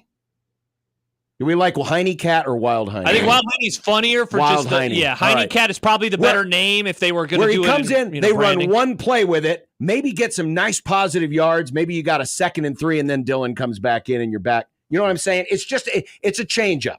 Let me ask you this: it's not a series. It's not a series of plays, but it's a changeup. Travis says, "I'm sorry, but why take the ball out of the hands of your best offensive player?" When your best offensive player is not throwing the football and you're in a spot where you've got to run it. But is this an overreaction to one game? Because you wouldn't have said to do this two games ago. Well, you would have never said. They didn't need to 2 games ago because they were winning big. No, not half. 2 games. No, I'm talking about the Illinois game. Oh, the Illinois game? Again, it's situational. But maybe that last drive that set up the missed field goal. Now they were running the ball sort of kind of good. It's a kind of a touch and a feel situation. Josh, just to be clear, my take is a little different. It's that if you're going to do it in a way that makes sense. Like if you're not, fine. Oh, sure. If you're not going to do it, fine. Don't do it at all. But do it in a way where he's in there at quarterback, where you're not trying to where you're actually just running him a few plays as quarterback, and do it frequently enough that you can set up other things with it. That's correct. Or if you're not going to do it, don't do it. Right? No, I agree. I agree with you, but again, I'm not saying you do it a lot. To the person who texted in, though, you're taking it out of the ball of Rayola's hands when you hand it off too. I mean, that's what that is. So yeah, fair. I'm trying to find, and I do not know where this stat is. Fumbles, just raw fumbles, because I was going to ask both of you: is there a concern that Harburg he wasn't just an interception machine last year? He also fumbled. And right now, Nebraska's put the ball in the turf, 3 or 4 times this year, and they've only lost it once. Yep, that's a reason not to do it. I agree. That's a good point. Sure, we also haven't seen him do that this year. Because he has barely touched the ball this year, though. But are we just going off of one situation where we think he is a fumble waiting to happen? I just think he's a turnover waiting to happen. I mean, he was a turnover waiting to happen last year. You know, when he ran the ball a lot, he was a turnover waiting to happen. Man, I used to know. I don't know where the hell fumbles are. I was just looking all over for it while you guys were talking. Here we go. You find it? You find individual fumbles? Here we go. 2023. Yes, 11 fumbles. Whew, that is a lot of fumbles. Jeez, yeah, that you got a lot of fumbles. You got to consider, and we're making okay. We're going to spend the entire segment on this, and thanks a lot, Jack. By the way, real quick, rushes 120 rushes divided by 11. That's a fumble 10 or 11% of the time. 1 out of 10 carries. That's a lot. It's a lot of fumbles. And again, by the way, I don't think that this is like this going to be the solution. I think it might just open the running game up a bit more. That's at this point, that's what you're hoping for, is just to open up things a little bit more. It's not going to go from 3.8 yards a carry, which is where it basically is right now with the running backs, up to 5 yards. It's not going to do that. But you're going to reach a stretch of games where you might, Dylan's going to need some help. And right now, there's not a lot of help coming from the run game, or at least consistent help from the run game. Correct. I guess when I said earlier the run game is bad, I mean it's very, very, very mediocre. It is. Yeah, it's very slightly below average right now in terms of a lot of the numbers. Yeah. Yeah, you're not wrong on that. Jeez, Indiana's got the 14 rush defense in the country. Man. Wow. Do you guys know that? They haven't played anybody yet. Rutgers numbers weren't even that good against the run. Who are you making fun of there? Were you making fun of the people who have said that they haven't played anybody yet? Or that's the talking point around yes, it is. Indiana. Their strength of schedule is garbage. It's according to some way behind on them. It's like 102 and some it's like 130. Which is almost exactly the same as Ohio State. No, I just didn't realize it was that. They're rushing. They're 98.2 yards per game. If Indiana had one ahead of Iowa. If Indiana had an Ohio State helmet instead of an Indiana helmet, people would not be saying they didn't play anybody. They'd be saying, "Oh no, gosh, this team is a monster." Yeah, and they would probably be ranked in the top 5. By the way, they're 10 spots behind Nebraska on that ranking, though. In the strength, they have a worse strength of schedule than Nebraska does. I'm talking about rushing yards. Yards. Yeah, but they pass the ball all over the damn place. Defense. Oh my gosh, we're talking about. I don't know what you're talking about, Jack. Allowed. The same thing I was talking about for the whole time. I never changed. We're talking about quarterback run game. I don't know what you're talking about. What the crap? We switch. I said this is what their defense gives up about the run. You're talking about other rankings. My bad. You're confusing everyone. Yeah, well, you're confusing me. So it started with you. It started with you. I knew what you were talking about. Poll question: Jack. Who confused who? I know what you're talking about. Should Heine be in at defensive back? Hey, there you go. Not a bad idea. Why would you say that? The Heine back. Oh, by the way, Tom says Heine bone. Thought about the Heine bone. I mean, you could. Mm-hmm. I mean, you got to have at least another back there to make it the Heine bone. It would have to be 2 backs back there. So you'd have 3 backs in the Heine bone. Oh, so it would look like a traditional bone? Yeah, kind of. I could draw it. I could draw out the formation. Would you like to see? Yeah, perfect. But how's Indiana's rush defense? Can you do it with your hands? How's their rush defense, though, Jack? I have a hard enough time figuring out which way things are on this. So yeah, nice. Wow, but more of a negative tinge than I was expecting today. Everybody's negative after this game. You're surprising me, John, saying get Dylan Raiola off the field. I'm not saying get him off the field. What did I say? I'm saying get Heine on the field occasionally to spark the run game. I tried to say something positive, and you completely misunderstood it. Nebraska is 4th in the nation in yards per game. Rushing yards allowed per game. Sorry. Nice. I wasn't. How about that defense? Huh? I wasn't about that. There's a question for you guys. How about that defense? Yeah, there were a lot of kids doing the stupid 3-and-out bones. I saw a lot of them. So is now the Illinois game, is that just some weird outlier, do we think? Is that what that is? I'll tell you what, like the thing I needed to see was the thing I need to most remove that from my concern bank was 2 really strong defensive performances after it. And that still was the biggest worry to me about that game by far. The lack of pass rush, the ease with which Altmaier did everything that night. And so to have 2 games sort of go against that data point, I feel like it's been for me, like the concerns raised by that game have been as removed as they could have been through 2 games after it, to be honest. I mean, honestly, I still look back at that game And Illinois easily was the best balanced offense Nebraska has seen this year. And their ability to throw made it easier for them to run and vice versa. Mm-hmm. I mean, Rutgers, again, Kirk Soroka needs to get a helmet. I'm just warning you right now, Jack. I'm giving Kirk Soroka a helmet sticker this week. Oh, yeah. The offensive coordinator for Rutgers, because the decision to stop running the ball in the second quarter, I know Nebraska made some changes, and it certainly helped, and I'm not taking anything away from Nebraska stopping the run because they did a hell of a job after the first quarter. But I think some of that comes from the fact that Rutgers just said, hey, Ethan, without the E, go out there and without the N. Well, or without the N. Go out there and just throw it all over the field. We were stunned up in the press box how often they were throwing. John, this is the most I've heard you critique an opposing team for not running since Mark D'Antonio in 2011, when you were mad that they threw it too much with Kirk Cousins and didn't give it to Le'Veon Bell. They did throw the ball a lot that day. I remember sitting. It was the second game I ever took my son to in Memorial Stadium.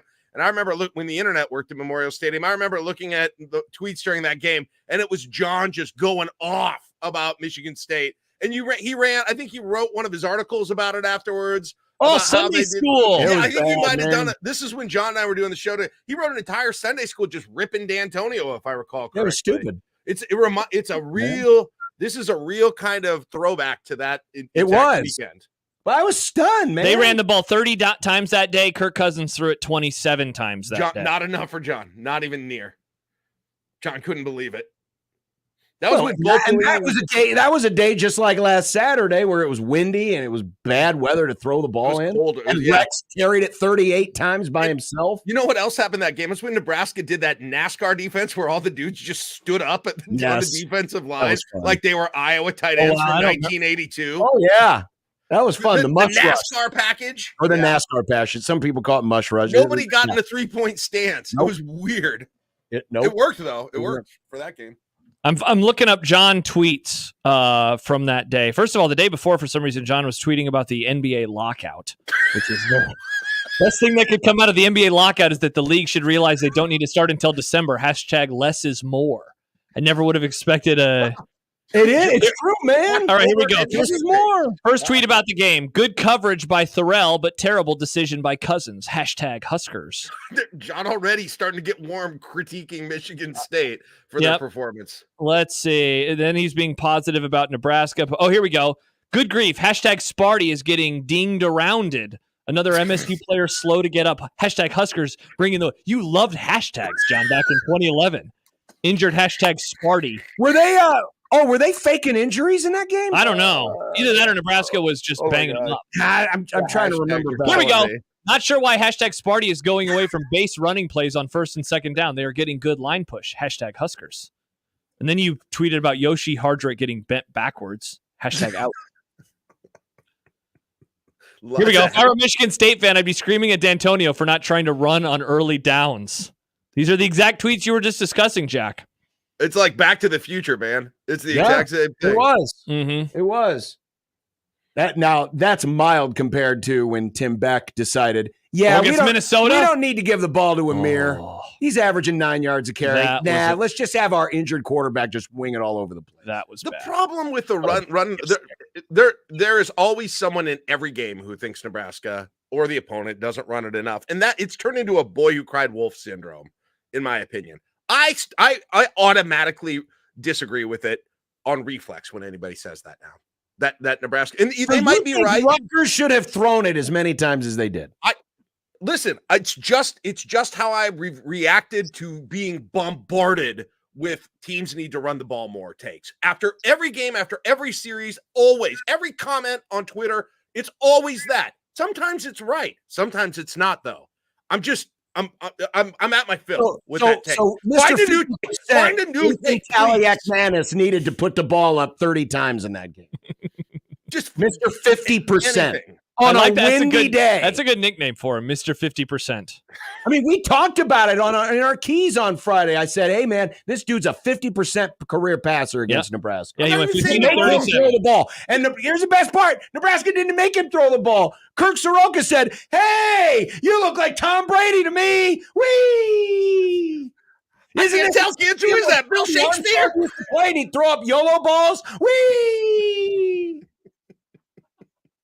I'm not saying you're wrong even, okay? I'm not saying you're wrong. I'm just saying I've developed this gut, like muscle memory reaction to run the ball guy now where I just sort of argue against it just for the hell of it. Well, you'll be happy to know because Nebraska can't run the ball worth a damn. I'm not run the ball guy with Nebraska. Unless it's Harburg. It's the Heine cat. Or the Heine, right? The Heine cat? Nick, get a picture of a cat's butt and put Heinrich Harburg's or the wild face Heine. into the wild BH. Heine. Wild Did you decide on the wild Heine again or the Heine cat? Heine cat's funny. You Wild like Heine's Heine? also, both of them are good. I just want Nick to come up with some graphics and we'll decide based off of the graphics. I love the idea of a cat with the tail lifted up and then Harburg's face in the butt hole. Whoa! Why cat. No, I just think we need to use AI to make the Bo Pelini picture again with Heinrich Harburg. As the cat or as Bo? With the Christmas sweater. So wait, which part is Harburg? Is he Harburg's the Bo? Harburg's Bo. Bo's out. Harburg. Now we just have Harburg in that. Okay, I didn't know if like Bo was holding Harburg. I mean, that we could try that. I don't even know who Harburg is. That's true. Unless he watches them and he's like, why don't they put in that Harburg guy? You think Bo watches? Yeah, do you think Bo watches? He probably watches highlights when they lose. Yeah, he was probably like Illinois. Yes, I bet he pulled up Illinois highlights. He's probably a big Shiano guy. Oh yeah, there's a part of me that thinks that you think he's totally done? He's totally checked out. He just completely is checked out. Yeah, there's a part of me that I bet he loves it when they lose. He definitely did back in 2015 and 16. Yeah, but okay. But maybe time heals all wounds. Or the fact that he looks at his bank account and says, "Oh yeah, I remember those guys. They gave me all that. They gave me all that money when they let me go." Do the thing again. Whee! That's what he does when he looks at his bank account. That's Bo Pelini. All right. Well, enjoy your idol. Oh, you got Royals baseball. At least 2 days of Royals baseball to tie you over. I just don't want to go there and watch him get eliminated and then have the drive back facing me after that. I mean, I was really hopeful somehow, but like did not think it was going to happen. Somehow that they could have a shot at winning the series, but that's not happening. I just don't want them to be eliminated from the series on that night. That's all I'm really asking for at this point. Let's get a dub today then, and then they can win on Wednesday, and then you're feeling really good. Yeah, that'd be good. That would be good. Look for me. I'm going to be in the fountain seats. I splurged a little bit, guys. I'm going to be in the fountain seats in left field. Like, you're in position to throw things at Yankee players. Right when the email came out, I clicked on it. I got a good seat right away. Yeah. So whoever's playing left field for the Yankees that night, watch out. You need to uphold the honor of Kansas City fans and be as nasty and as obnoxious as possible. I owe those guys about 37 batteries, don't I? By the way, Tom says Rule holding Heine cat, you dummies. Yeah, so put Rule's face on the Bo person, and then Heinrich Harburg is the cat. Don't tell me what my mind finds funny. I think it would be funny if it was Harburg holding the cat. There you go. That's right, because it's called the Heine cat. That's true. Yes. Or the wild Heine. Or the wild Heine. All right, let's get on this, Nick. All right. Okay. Well, safe travels both there and back, and have a good week. All right, sounds good. See you guys later. Bye, Jack. Jack Mitchell in a surprisingly mild-mannered mood. Yeah. Given that the Royals are playing in about 3 hours. Yeah. By the way, they're just underway. Detroit and Cleveland. Baseball. No score. Bottom of the first. Baseball. Wow, they're flying through this game already. I wouldn't say they're flying through. They're already through an inning almost. A full inning. Like 10 minutes after it started. Half an inning. No, they're almost through a full inning. It's the bottom of the first, and there's 2 outs. We shall return with more, including look inside some of the numbers. And John's going to complain more. This is one of those weird shows where you just complain about the opposing coaches. This happens like once a year. It was just a one issue. That was it. No, I know, but you get like frustrated. But this has happened before, where you get mad at the other team's coaches. It's happened before. Well, yeah. Now it's out of my system, and we don't have to worry about it. Because we're not covering Kirk Soroka, who should be fired, by the way. By the way, before we go to break, it looks like look at what Nick made for us. You're howling for Heine. Give me Heine. And then you see the moon up there. Mm-hmm. Oh, but there's his own logo over his face, so you can't really tell. Where did that come from? It's just there. There you go. Nice. There he is. Look at that. Not all of the time. Just a little sprinkle. Oh! You got to crank up that run game, baby. I like it. Crank up that run game. Nice. Just a little. Mm-hmm. Especially on windy days. Nice. 1620 the zone. Nick Grim for Circus Sports Iowa. Between the insanity of postseason baseball and pro football, Circus Sports Iowa has you covered for all these things and more as we continue through what many people consider the best sports month of the year. Between the live in-game lines that update every single break, the many props, and the tight money line splits, well, there are many avenues for you to win and keep on winning. Let's start with baseball. Of course we're going to start with baseball. You can play along right now as the Guardians try to take Game 2 of the series. If you want to get your picks in early for the Royals game tonight, tight money line splits have them beating the Yankees at plus 133. And speaking of Kansas City, what a good day it is for them. The Chiefs play tonight at Arrowhead. The points total for that game, 43. These are just a few of the things waiting for you right now on the Circus Sports Iowa app. Download the sportsbook that lets you bet like a pro anywhere in the state of Iowa. Download Circus Sports Iowa today. If you or someone you know may have a problem with gambling, call 1-800-238-7633.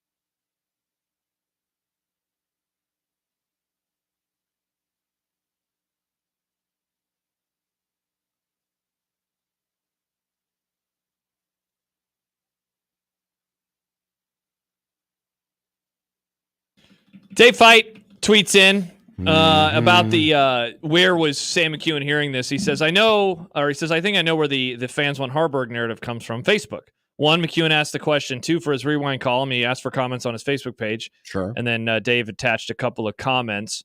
One said Raiola was off his game. Even his body language was off. Harburg should have been given a few series to shake things up. Surely Raiola's ego isn't so fragile that he would not understand. Maybe the center's high snaps messed up his timing. The defense played exceptionally well. And then there was another one as well.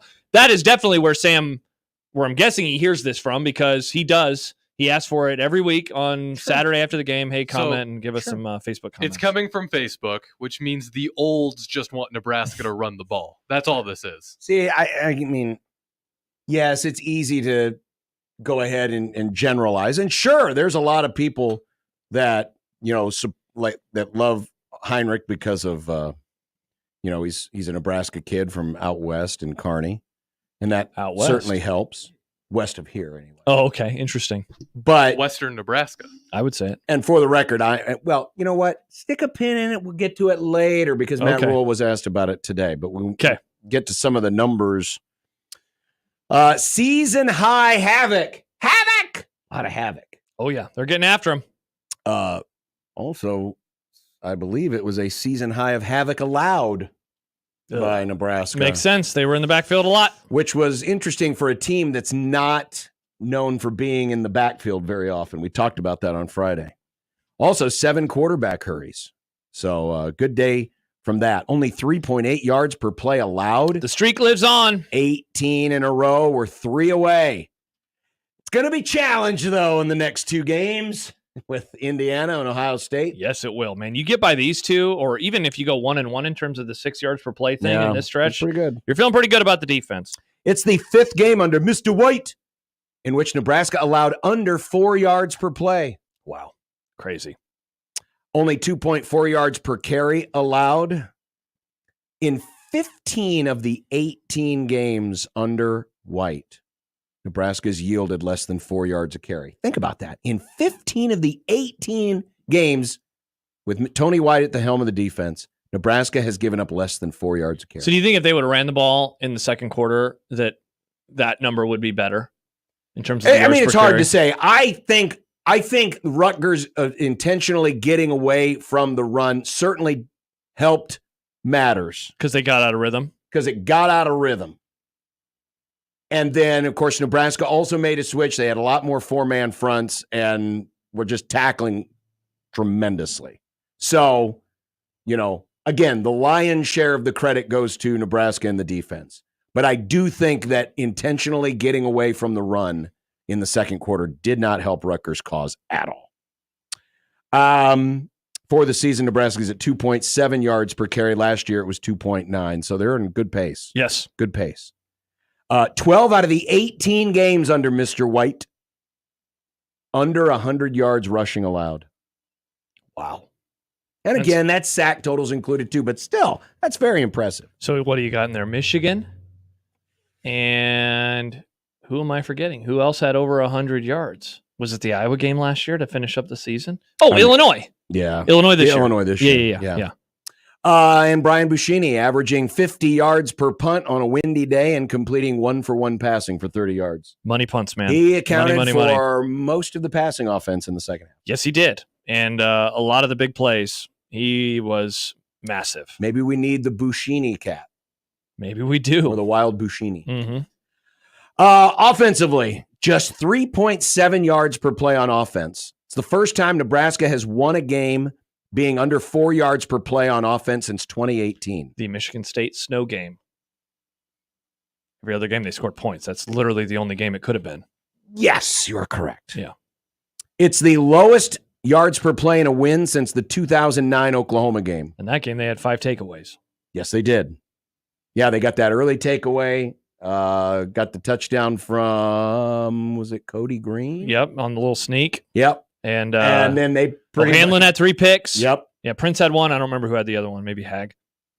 Nebraska's just 9-16 in games rushing under 4 yards or getting under 4 yards per play since 2008. I'm honestly surprised that they have that many wins. I am too. But the 2009 team had such a great defense that I guess it makes a little bit of sense. Nebraska only 2.3 yards per carry. It's the first time under Matt Rule that Nebraska's average under 3 yards per carry and won a game. When under 3 yards per carry, Nebraska's just 13-37 since 2004. So this was a rare win. Wow. From that standpoint. Yeah. It's also the second most carries in a game under 100 yards rushing since 2004. They carried it 42 times under 100 yards rushing. The only other one that had more, the South Alabama game, the opener of 2019. Harbinger of things to come because they did not play very well, and then they lost to Colorado the next week. +1 in the turnover margin. That is 6 straight games where Nebraska's either split or won the turnover margin. That is the longest such streak since 2009. That is, of all the things that they are doing better this year, not giving the opponents the ball is the thing that they have improved the most upon from last year versus this year. And special team woes. 2 punts blocked in the same game 1 week after Nebraska had 2 field goals blocked in the same game. I noticed you have that's the first time since blank. Do your notes have anything on 2 punt blocks in the same game? It has happened. How long ago? I don't even remember this.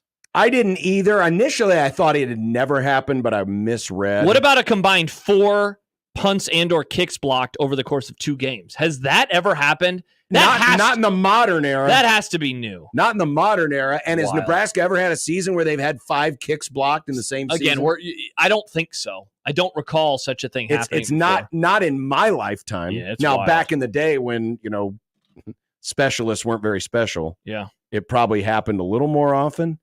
I'll have to do. If you don't have it, that's fine. I had it yesterday, but I didn't mark it down on my notes. We're almost out of time in this segment, but I did get a question over the weekend from somebody that said, why the hell does Nebraska line up in the candy-ass punt formation with the 3 back blockers and just let guys go through? They don't do that in the NFL, and it's for a reason. Why do they do that? A good question. We don't talk X's and O's anymore with a certain former player. Maybe I'll just text him. That is such a... When that person messaged me, I think it was yesterday morning, I was like, that's a good question. Because he's right. In the NFL, you don't see that. You don't see the punter standing there with 3 guys, because then if they, bull rush you, you're able to get there and block it. The last time an opponent blocked 2 or more punts in a game was November the 7th, 1998 at Iowa State. They won that game. Go Clones. That would have been Dan Haydenfeld? I don't remember in 98. Wow. I think it might have been. So it's been almost 30 years. And the last time prior to last week that Nebraska had 2 or more field goals blocked in the same game, Northern Illinois on September 14th, 2019. They won that game, but that game was ugly. Yes. I think they missed some field goals too. Yeah. So it has happened. It had happened before. Okay. But I don't have a list of how many times it has happened. Yeah. It just happened that time against Iowa State in 1998. Aaron and Papillion points out that the NFL, they have the ineligible man downfield rules, then the lineman can't release. That's interesting. I mean, it definitely helps, in terms of protecting them. And you wonder what they're going to do over the course of the next 2 weeks to look at protecting Buschini, because A, he's become quite the weapon, and B, you don't want to lose the field position of those punt blocks. Nope. The fact that they had the shutout going as long as they did with all of the time of possession that Rutgers had on Nebraska's side of the field was ridiculous. Well, to that point. Yeah. So here's the Rutgers drive chart. Wow. All of the green arrows indicate drives that started or ended in Nebraska territory that resulted in 0 points. Of course, they had one drive that did end in points, so they had 11 drives for the game, Rutgers did. 8 of the 11 either started in or at least ended in Nebraska territory and resulted in 0 points. Incredible. And in the third quarter alone, 15 of Rutgers' 19 total plays were run in Nebraska territory. And they scored 0 points. And they scored 0 points. Man, brutal. Great defense. They made some big plays. And I know that there was the non-review, but they made some plays over and over and over in the second half. Over and over and over. I mean, the goal line stand at all. If you want to, forget about the play that wasn't reviewed, it should have been reviewed on the Rutgers touchdown. Was that? 6 total plays down there? There were 6 plays. Well, I think it was 5 because one was a holding penalty, so that doesn't count. Oh, okay. But you had 5 plays inside of the 5-yard line, most of them inside the 2-yard line. And 0 points. And 0 points. And that was with that running game, that running back. Yeah, and that was the drive where it could have been a pick 6 if they catch the ball right and go the other way. I think so. I think you're right. Because at that point the game would have been totally iced. 8 of 11 drives either started in or at least finished in Nebraska territory, and Rutgers got 0. They get a touchdown the whole game. 0. Incredible. All right, Mitch Sherman still to come and more as we continue on 1620 The Zone.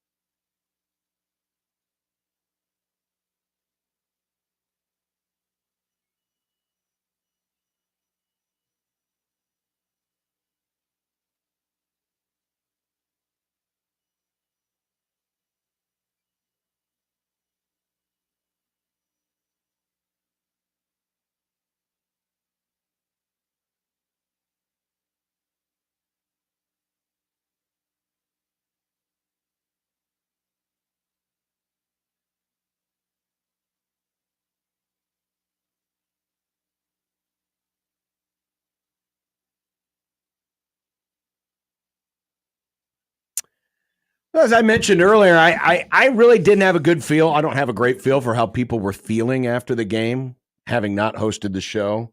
And then by the time I got home, all the sports that was going on was so good. Sorry I didn't Wow. listen. Happer and I finally worked together, and you're like, no thanks, I'm good. Well, you had the Royals game that was really good. You had Michigan-Washington. You had the... It's possible to listen and watch other things. Take it from me. I listen to podcasts. I like to focus on the thing that's happening. Not your friends and coworkers. That's okay. I support you, but I won't have to anymore, I guess. I popped into the YouTube chat for Big Red Overreaction for like 2 minutes. Yeah. I said, hello, everybody. And then somebody said something very mean to me. So yeah. That didn't take long. Yeah, indeed. So are you asking me, like, what's the kind of takeaway?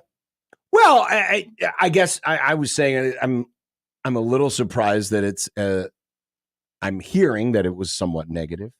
I think that people, and we probably don't have enough time to talk about this, but it's something I want to get into with you at some point this week.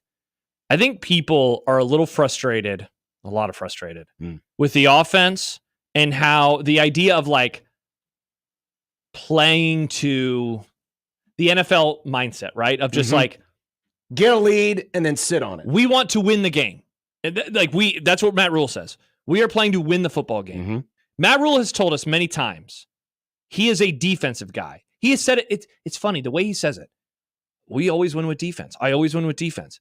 Sometimes my offense looks this way. I think he takes pride in that. I think he takes pride in his teams winning with defense.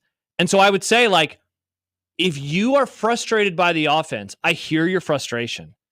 But I would also say, like, I think you have to get used to it because I think that this is who they are. Now, that's not to say, like, they don't want to have an anemic running game. And they don't want to have wide receiver. They don't want to have these 2 wide receiver transfers come in and not really make an impact. Right. Because Banks had 1 catch, Nayor had 0 catches. And that is now another game this year where both or one of the guys was just kind of rendered, not useless, but they weren't out there really in terms of the stat sheet at the very least.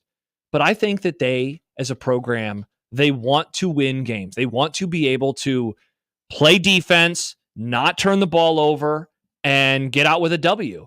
And I think it's annoying people, and I understand why. It also looks and reminds people of Iowa, which they've spent years making fun of. Yeah, but they're picking up wins. Yeah. They're picking up wins right now. They are. They're basically replicating Iowa's playbook with the notable exception of bad special teams. Yeah, exactly. Yes, 100%. But yeah, you're right. This is the NFL mentality. This is Iowa's mentality. Get out in front.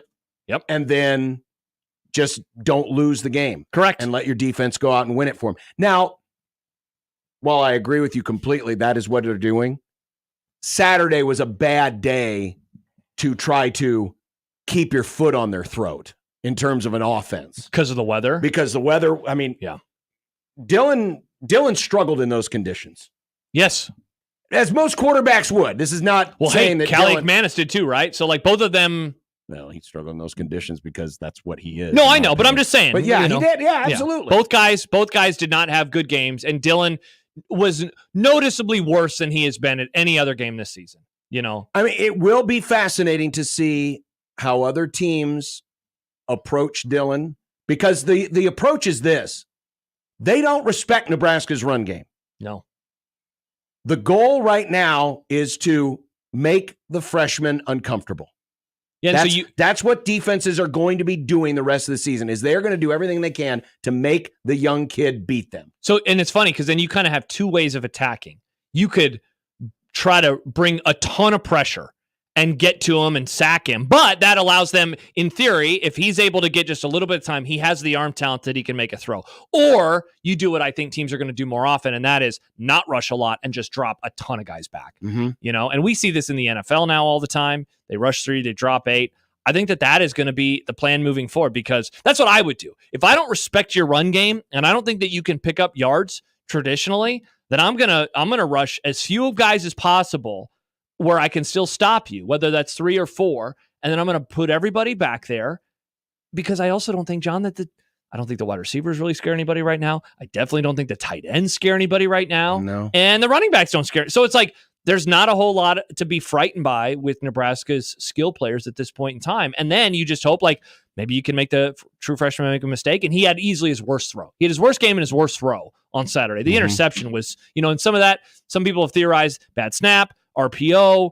At that point, he was just trying to get rid of the ball, whatever it was. Honestly, I don't think he saw him. No, I don't either. I don't think he saw him. And you see that happen. I mean, it happens to the best of quarterbacks. You see sometimes guys will throw a pick. It's like, just didn't see him. Yeah. And the linebacker was just barely across the line of scrimmage, kind of maybe a little crunched down and did not see him. Numbers on Dylan from Pro Football Focus. Yeah. He was 2 for 5, 59 yards passing, 20 yards in the air or more. So wait, real fast. So he was 2 for 5 on passes that had 20 or more air yards? Well, it says Rayola was 2 for 5, 59 yards on passes of 20 plus yards. Okay. And that's okay.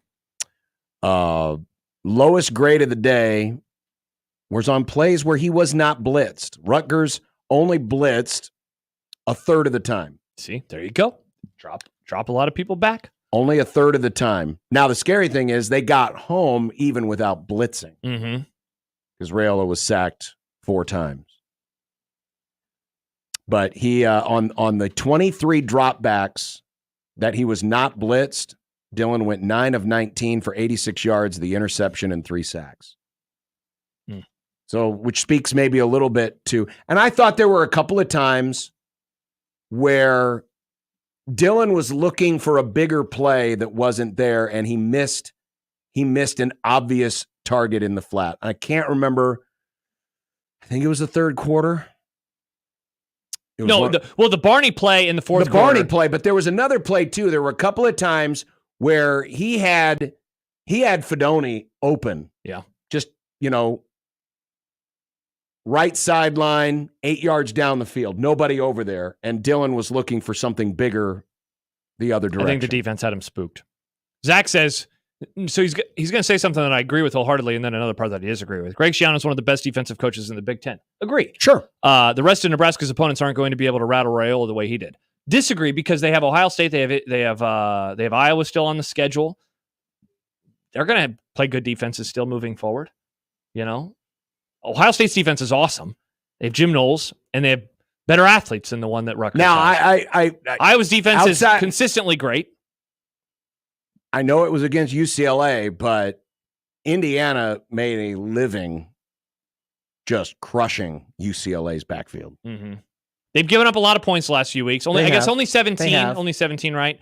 But Maryland put up some points. This isn't to say that Nebraska can't score on Indiana. It's just certainly Ohio State and Iowa I would put in the same category of if those could be tough. I mean, if Rutgers ends up being the best defense Nebraska plays, oh my God, yeah, they will be very fortunate, but I don't think that's true. No, definitely not. You do hope, though, that this ends up being the worst weather day, and you never know because it's Big Ten country and it's October. Who knows what's going to happen. But yeah, Ohio State's going to be a bear. That game is going to be very, very difficult. Mitch Sherman of The Athletic will join us, give some thoughts from him and also what he heard today from Matt Rule. Mm-hmm. And maybe he'll have an opinion on the Wild Heine. Let's do it. Or the Heine. The name or the idea, or both. Or both. All right. Tigers threatening in the third.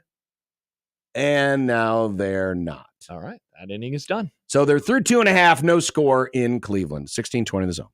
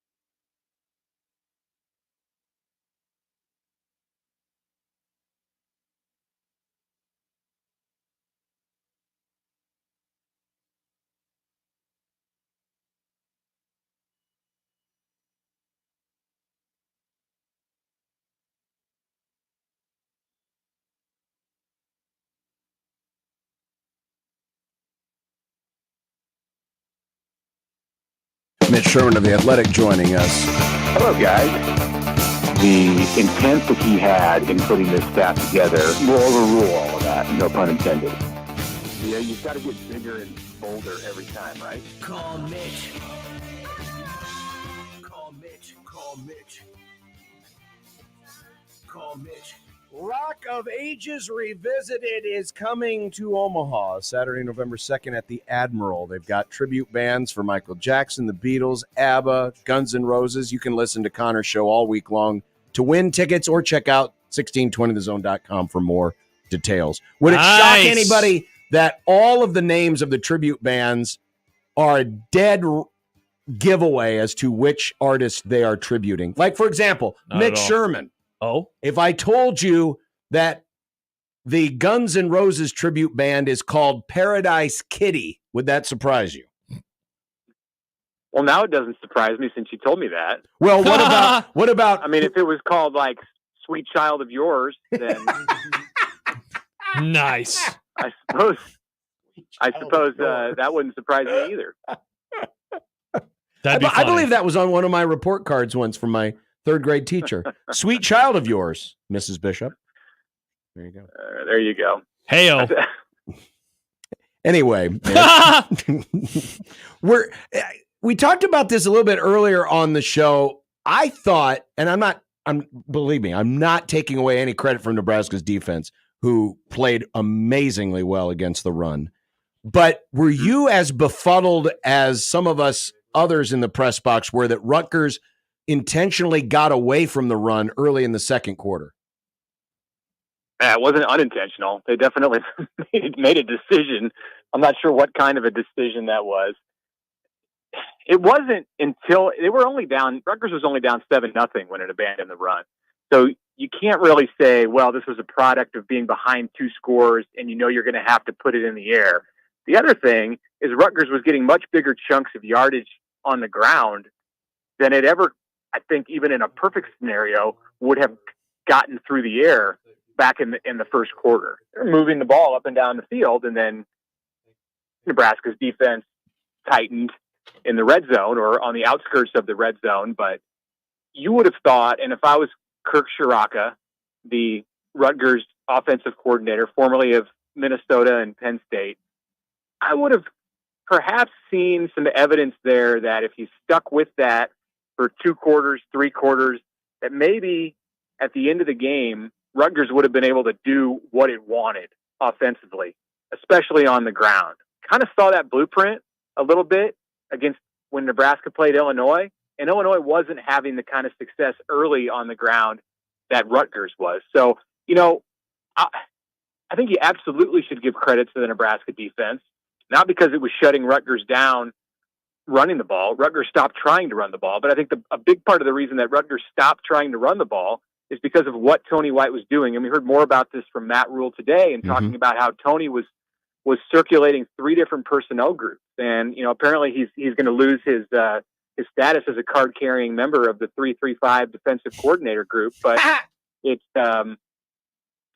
worked well. And I think he just completely outfoxed Rutgers offensive coaches.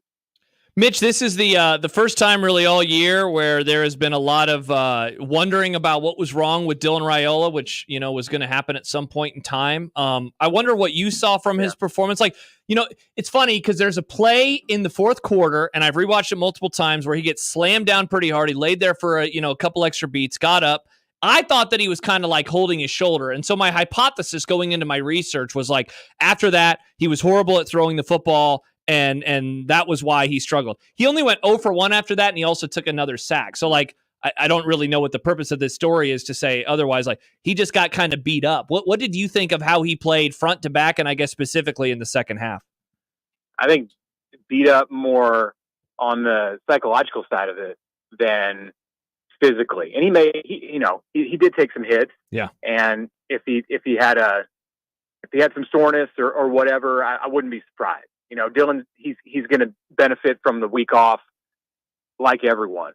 And he's got a routine that he goes through that I would expect because it doesn't look to be anything significant. If there's anything at all that's going on with him, I don't think it's significant, and he should be fine by the time Nebraska goes to Indiana. So the bye week is timed well. But I think more than anything, potentially on the physical side, was the interception that he threw. I think it shifted his mindset a little bit, and you could definitely see it on his last play of Nebraska's drive before the 69-yard Buschini punt. You know, he had Ja'Cory Barney. Yeah. I don't know if he gets the first down, but Barney's quick, and if that ball's right on the money and it's leading him out front toward the sideline, I think he sneaks in. There's a good chance that he sneaks in past the chain, and then Nebraska's got a first down with just over 2 minutes left in the game, and they may not have to punt it away. But he was hesitant on that throw, and I think in the back of his mind, he knew he threw an interception early in the game. And the unfortunate thing about the interception is he wasn't able to diagnose the defense like he would prefer to after the snap, because it was a bad snap. And I'm not saying that the interception is not on Dylan. We're not going to go through every interception of Dylan Raiola's career and say, well, that's not on him, because we've done that with the first two where the ball was pulled away by defensive backs. And you can say, well, this one might be on Ben Scott because it was a high snap and Dylan couldn't see the safety or linebacker who was coming down into the box very late in the process. He threw an interception, and that's what it is. And I think it impacted him as the game went on, because it was the first real mistake that he made all year that led to a pick. Mitch Sherman joining us from The Athletic. It was asked about today. It's been talked about elsewhere. We just discussed it a little while ago here on this show, but the idea of introducing more of Heinrich Haarberg into the offense, whether it's, coming in to spark the run game or just coming in as we've seen him side by side with Dylan or as an extra player. What did you make of Matt Rule's answer today regarding that? I like the part where he acknowledged the fans and said, yeah, the fans are right. I want to play him more too. So you have to see the fan side of Matt Rule. He's right there along with everybody when they go into the offensive meetings, and he says, no, Fedoni's got to get more touches, or Banks has got to get more touches, or we need to be throwing the ball to Isaiah Nair 8 times a game, and Heinrich has to get more opportunities to make plays. There's only so many to go around, and if Nebraska's going 3 and out as it did in the second half on Saturday, you're not going to have opportunities for those guys. They have to have long drives. And that takes the big play part out of it too. They have players on the offensive side, Barney, Lloyd, and others, who are a big play waiting to happen. And you have a 60-yard pass, so that's going to take some opportunities to get tricky with your offense away from some of the playmakers that Nebraska has. I understand what he's saying, and I also understand that Haarberg's number one focus has to be getting himself ready to play the quarterback spot, because if Dylan doesn't just get thrown on his shoulder and get up a little bit slowly, and instead it's something more serious where he's got to come out for a drive, or the nightmare scenario, he's out for an extended period of time, Heinrich has to be ready. So he can it'd be interesting to know, and maybe Marcus Satterfield would shed some light on this. It'd be interesting to know, is he spending 20% of his time on playing positions or working at positions and plays that feature him at positions other than quarterback? Is it 25%, 30%? Can the bye week give him an opportunity to go over and do things outside of the quarterback position in a way that he's not had when Nebraska's getting ready for a game? If that's the case, then maybe against Indiana, where I think Nebraska's going to have to score more than 14 points in a half. If Nebraska doesn't want to get in a shootout in that game, but it's kind of how Indiana plays. You probably going to have to score 30 points to win that game, and use your weapons. That's a great way to do it, and he's one of them.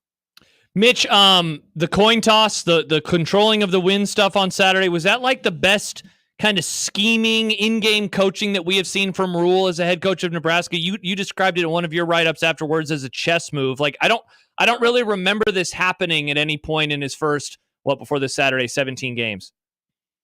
I mean, I think we've heard a knock on him at times that he's better during the week than he is in the game, and this flies in the face of that. That was a level 300, 400 coaching move. I mean, it involved the coin toss. So it was there was foresight there. They had to do research and determine that the wind was going to change directions. And if it changes directions, okay, if you win the coin toss, here's what you want to do. If you lose the coin toss, here's what you're going to do. Either way, Nebraska had a plan when its captains walked out to the field before the game to get the wind in the fourth quarter. They felt that was more important than having the ball to start the second half. And it turned out to be a fantastic strategy. You don't convert the fake punt, which held Rutgers back from scoring its first touchdown by several minutes.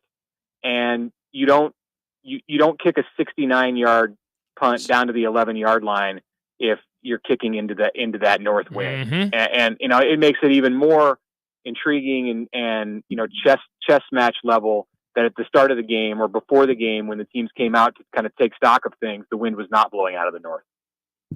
I was watching because I spent a lot of time, when I got to the stadium early, watching guys trying to kick off and kick the ball into the wind, which at that time was mostly out of the south, and it was an adventure, you could say. But I started to notice as warm-ups were ending and right before the band with their perfectly straight lines came out onto the field, that Rule had grabbed the captains. And as the rest of the team is leaving the field, he's grabbing the captains, and they're near midfield, and he's talking to them about something. And I'm watching, and I'm going, okay, what's going on? And I'm looking at the flags, and the flags had already started to turn.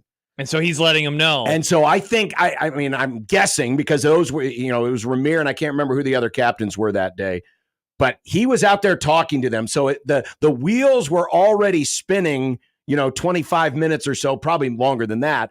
But in that 25 minutes, you could tell, okay, they're chatting about something, and obviously this wind shift has something to do with it. I'm probably talking about that, and I think it started more than quite a bit. It may have started on Friday. Yeah, he shouted out Susan Elza, the chief of staff, for being the liaison between the weather department and the coaching staff. So she was alerted that you can expect the wind to shift from south to west to northwest and ultimately north. And it's a kind of incredible thing to even think about when the temperature's 97 degrees on October 5th. You think, yeah, that's the south wind. And there's not really even any doubt about it. But because it was a 3:00 kickoff and whatever front was coming through, it changed. And when the game got into the second half, I looked up and saw the flags kind of coming out of the north and just thought my eyes were playing tricks on me. Like, it can't be a north wind. But it was. I thought, well, it's swirling in the stadium, so it looks like it's coming out of the north when it's really not. And down on the field, it's probably still blowing from the south because it's 95 degrees on October 5th. But no, it was it had changed, and they used it fully to their advantage. And I think the Buschini thing, we talked about Tony White, and that's kind of a next level coaching thing too. And also with Buschini and the foresight to take him or have him go outside on the practice field where Rutgers can't get eyes on him at halftime and get his arm ready to throw that fake. It just speaks to kind of the stuff that we've talked about with Matt Rule for 18 games now, and just how there's a level of functional quality to this program that we haven't always seen in the past. So let me ask you this then, Mitch, given kind of what we just discussed, that he is so detail oriented, he being Matt Rule, in like everything he does, down to social media and every little thing. And because I saw somebody describe it this way, how then does someone who is so detail oriented allow for a special teams unit to look this poor? I wonder how you would answer that, and maybe it's an unfair question. But given just, I guess, the way he focuses on everything else within the program. Well, I mean, you can focus on details, and then you still have to delegate. And there comes a time and a point in there's so much that there's so much to take care of when you run a $100 million operation like Nebraska football. And yeah, he has Troy Dannon running it with him, and others, and Susan and Sean Padden. Like, they all have roles as top people in the program, but he has to delegate a lot. And he's not coaching the kick coverage team. He's just not. Like, that's not what Matt Rule is going to do as a head coach. That's why he has to surround himself with people who he trusts. And they have to take that same attention to detail that the head coach has on the big picture stuff. And, he pointed this out today, and I wouldn't really buy into it as much in the previous couple of games, but I do think a bit on Saturday, our view of the overall play of the special teams was clouded is not the right word, because clouded would indicate that it wasn't an accurate view, but we looked a lot at the blocked punts, and those are huge plays. Those are turnovers. Yeah. Nebraska's doing great in turnover margin, but it has had 4 kicks blocked in the last 2 weeks, and that's basically 4 turnovers right there. They don't count in the turnover margin, but that's what it's akin to. Sometimes even worse, because they almost had 1 punt and almost had 1 field goal block that were returned for scores. Neither of them were, thanks to Brian Buschini and then Nate Borkercher this past week.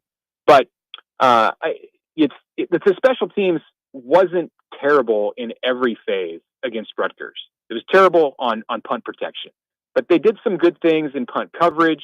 They did some good things in kickoff coverage. They didn't have to attempt a field goal, so there was nothing there to be upset about.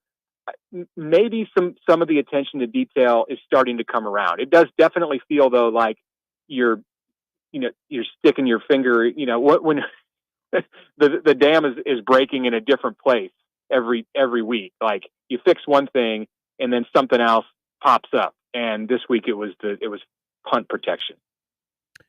Did we see the official unveiling of James Williams as a star on this team on Saturday? The players have talked about him. His teammates talked about him like in that way, even last year, and that how he gave them fits when he was on the scout team.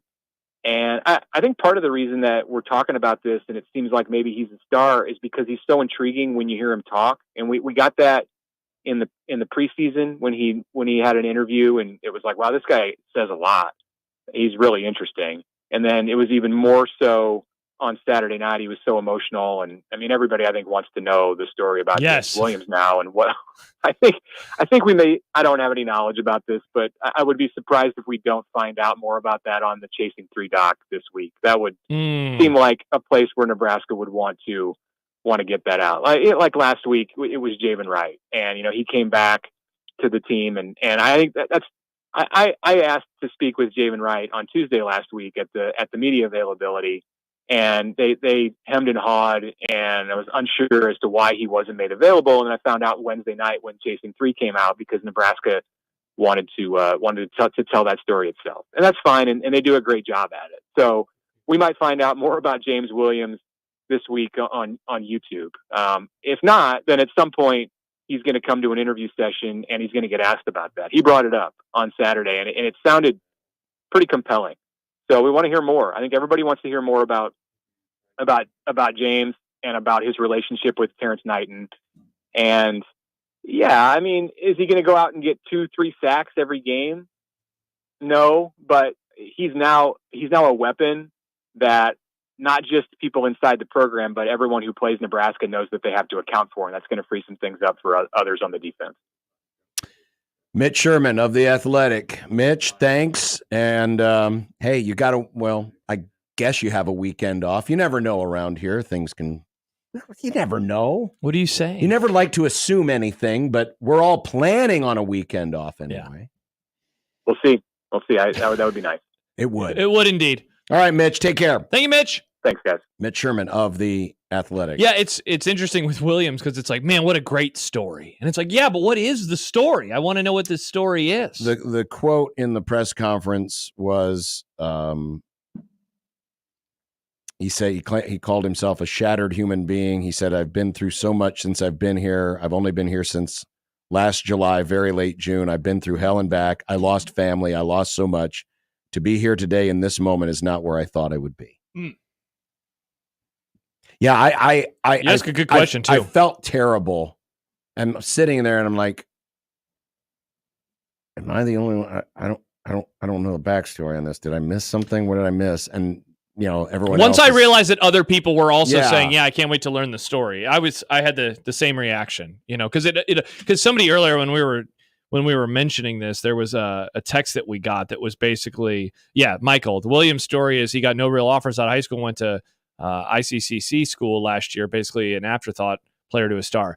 It obviously goes beyond that. It goes, there's some personal stuff. And that's why the emotion of him and his coach after the game and the hug and all of that, like, there is a lot more to this story. Mitch wonders if it'll be on Chasing 3. Earlier, you mentioned the Tom Rinaldi special, perhaps for Big Noon Kickoff, because that'll be the Nebraska-Indiana game. At some point soon, it seems like we're certainly going to learn his story and what's going on there. Pretty cool. Yeah. Whatever's going on, you ask a good question. Is he a star? Man, what a performance. Again, that guy was in the backfield wreaking havoc yet again.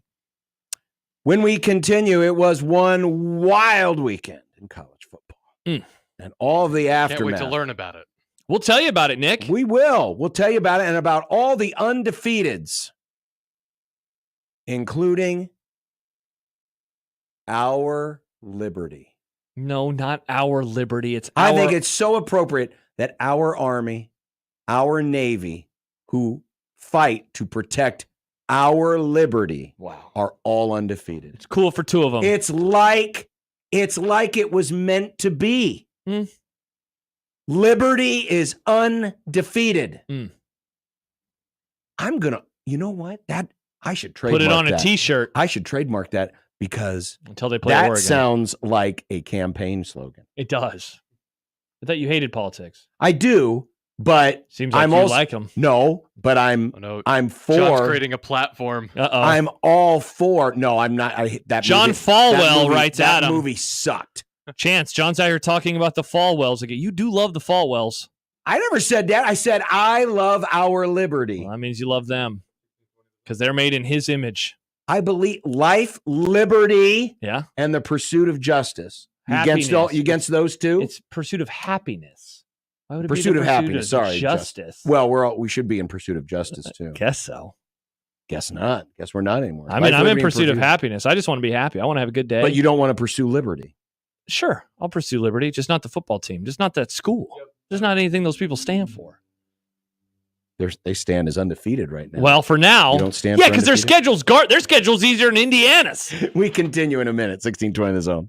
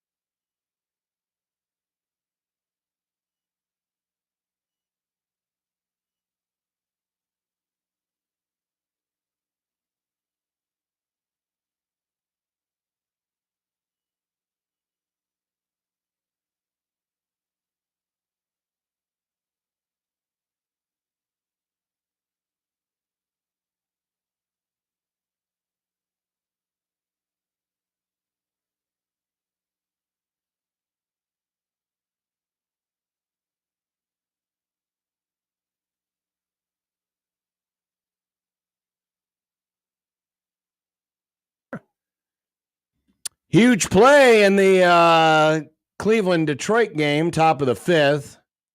Justin Henry Malloy looked like he had a no doubt double into the right field corner, but Jonkinski Noel cut it off before the warning track, spun and threw a dart to second and got him trying to stretch a signal into a double. It looked like it was a double straight off the bat. They have gone to the bullpen Cleveland has because, well, now they've gone through the order 2 times. Still scoreless, and Tariq Skubal throwing a no-hitter. First of all, you disrespected some troops. Is that what we hear, Nick? Yes. John only mentioned the Army and the Navy. Because and the Falwells, then, for some reason. But we had gotten a no, call. I mentioned Liberty. Yeah. We received a call and it's like, there are other branches Yeah. that also defend our liberty, John. Yeah, like John. The Air Force and the Marines. But apparently... Interesting. You only support certain troops. Apparently hearing is optional because I was talking about them as undefeated football teams. There are still a handful of undefeated football teams, including our Army, our Navy, and our Liberty. And before we get to some of that other stuff, we had that email earlier about Nebraska and Rutgers and how Rutgers is the best defense that Nebraska will see moving forward. Looked at SP+. Rutgers 20th right now in SP+ on defense. Indiana 32nd. Not that much worse. Ohio State 1st. UCLA 55th. USC 62nd, Wisconsin 19th, and Iowa 2nd. Average SP Plus ranking of those defenses 28.5. That's a lot. By the way, Nebraska is 3rd in the entire country, and that's good too. That's good too. That is good too. So they're gonna. The point of that was to show they're still gonna play good defenses. Will they have weird weather? Obviously, don't know that to be the case. Yay or nay, but just something to look out for moving forward. For the record, I love our Air Force. Yeah, wow. Classic John. Our Coast Guard, our Marines. Space Force. But they are not undefeated Space football Force teams. To have their own football It'd team. be pretty cool. Yeah. I know Air Force does the NASA uniforms sometimes. Which is cool. What a weekend it was. It was. Tell me about it. I want to hear. It's weird. What do you want to know? Not paying attention. So do you know anything? Do you know that Alabama lost to Vanderbilt? I saw that. That's hard to miss. Yeah. They lost to Vanderbilt. They did. They lost to Vandy. They were one of, is it 5 or 6 top 11 teams that 5 lost. top 11 teams. And Bama, Tennessee, Mizzou, Michigan, who shouldn't have been in the top 10 to begin with, and USC. Yeah, and Miami almost lost. They were down 35-10, and they came back and beat Cal. Coke beat Woke? Coke indeed beat Woke. I'm upset about that. Is it Iowa State is 5-0 Coke for the first time always superior since the to Woke. Nice. 80s? Iowa State is undefeated. They are 5-0, and they looked very, very good in doing so. They are, where are they now? Are they 11th, I think? Is that They are 11th. I'm looking at it right now. I saw that Coach Mack was in the huddle. I'm talking Coach Dan McCartney. Oh, McCarney. Sorry. Yeah. Dan They're McCartney. talking about Greg McDermott. No. That'd be weird. Formerly of Iowa. Well, he coached there. So Well, they're good friends. I saw Mack tweeting about Mack because Coach McCartney was in the... People call McCartney Mack. I never heard that Yeah, before. they call him Coach Mack, too. I don't like that. A former friend of the Grum. That's right. He used to be a regular. He was That's on so wild. all the time. Did you talk about that in your interview? No. You should have. Maybe I'll ask a certain somebody. What's going about on that. with Michigan? How come they're 24th Well, now? But that, Because they lost. we weren't talking about the downfall of Iowa State football. That's true. So yeah, Nick, it was a wild weekend, man. A lot of stuff happened. Yeah, just based on the rankings alone, there's some weirdness. Yeah, I got some stuff on this that I'm going to save for a hot take market for tomorrow. In particular, just the wild and wacky weekend that it was. But interesting. 1 week after, so I was talking about this with Jack over the weekend. I was lamenting, and I think I maybe said this with you. In the offseason, I was vacillating between picking Ole Miss or Tennessee to make a deep run in the playoff. Mm-hmm. And I decided on Ole Miss. And then after last week and after the first month of the season, I was very much regretting my decision. And then Tennessee goes out and lays quite the egg versus Arkansas. And, you know, they don't have a very good first half, but they're only down by 3. Eventually they get up 14-3 in the second half. And we've seen these games a million times where the perceived better team plays with their food. The perceived worst team is unable to make enough plays. They don't get a big enough lead, and suddenly you're trailing. And shout out to Arkansas. Sam Pittman was on one of the hottest seats in the entire sport coming into this season.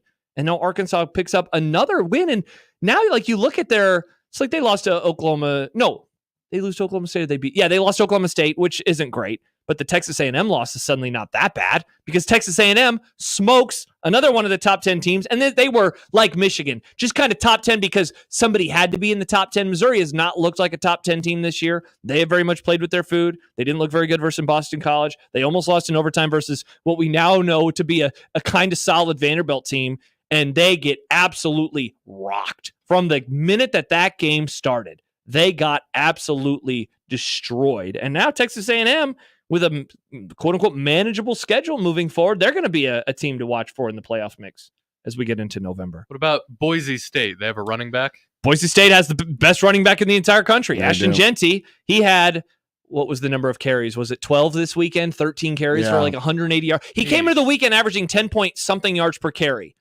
He upped that average. Oh. He is ridiculous. Yeah. And he's barely playing in these games. He only played in the first half of this one. He's on pace. He already has 1,000 yards in 5 games. Whoa. He's on pace for one of the great running back seasons that we have ever seen. And they're certainly the favorite to make it out of the G5. Well, they're one of the favorites. I mean, remember, our Liberty is undefeated. As I said, they are the favorite to make it out of the G5. See, this hatred of liberty is just, I mean, what do you want? You want tyranny? No. You want tyranny or you want liberty? Well, that'd be you weird. choose. We're not talking about tyranny or we're liberty. talking about football right now, tyranny John. Or liberty. Could you imagine if there was a college called Tyranny? That'd be pretty funny. Well, if they would, Josh would be happy. Well, for if they him. played Liberty, I'm happy that tyranny's undefeated, but not liberty. If they played Liberty, I'd root for tyranny.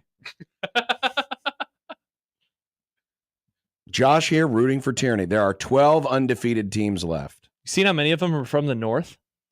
King of the North. King of the North, my favorite new college football podcast. Army, Navy, Iowa State, Woo! Penn State, Indiana, Pitt, Ohio State, Oregon. I don't. They're North. Yeah, they're Northern. They're they not. count. No, they don't. They count. No, they're in the Northern Hemisphere. No, we're all in the Northern Hemisphere. They're in the northern part of the Northern Hemisphere. The West Coast doesn't count. Yes, it does. Weird. Do they get how much snow do they get in Oregon? They get snow. How much? I don't know. Not much. No. Oregon counts. Oregon does John, not count. We're trying to crap on the SEC right now. Add a finger there to your little. No. It's the answer. I believe it's either 7. 8 or 9. And BYU. There's 8. BYU is northern, but not Oregon. They're even in though the freaking mountains. It snows in the mountains. You say that I am bad at directions all the time, and now you will not admit that Oregon, the team that's so here's the United States. Josh, Oregon, BYU. Josh, listen, Mr. Tyranny. What John? I'm talking about when I hear northern, I think cold weather. Yeah, no, John is if they get snow, they're northern. So a couple years ago, when Texas got that dusting of snow, Texas is now northern. 15 to 30 inches of snow. South central portion in Eugene, in north central Oregon, in Eugene, where they play. How much snow does it snow? How much does it snow? I forgot that Oregon was. I didn't realize Oregon was undefeated because they had that weird start. I felt like they lost one game, but they didn't. It felt stinky. It snows there. It snows in Oregon. It snows in Oregon. This is your wildest take. I'm surprised. You consider them a cold weather team. I didn't say cold weather. I just said a northern school. Well, but when you say northern, we're all implying that it gets cold. Weather. It gets cold at the end of the season there. A cold weather team. No, cold weather, no. But I don't. Okay. I don't consider BYU a cold weather school like that. They're in the mountains. Yeah, but it doesn't like snow being that in Denver. much. Does it snow that much at BYU games? I don't feel like it does. I'm surprised John hasn't wanted to have a moment of silence for that goalpost that got ripped. Oh yeah, do you have any takes on that? On what? The goalpost at Vandy. That was awesome. They marched it down Broadway and then they threw it in the water. Congrats on your vandalism. That is so cool. I hope you all got arrested. Mm-hmm. It's convenient that a lot of these places that tear goalposts down are near bodies of water. See, the best part about that had nothing to do with the goalpost, but that somebody at Vandy had the Nick Saban quote queued up. Nick Saban. Yes. Nick Saban said basically, don't step on content's toes. I will. It's too late. I already opened it up. He had said something about, well, every place in the SEC is tough to play except Vanderbilt. Mm-hmm.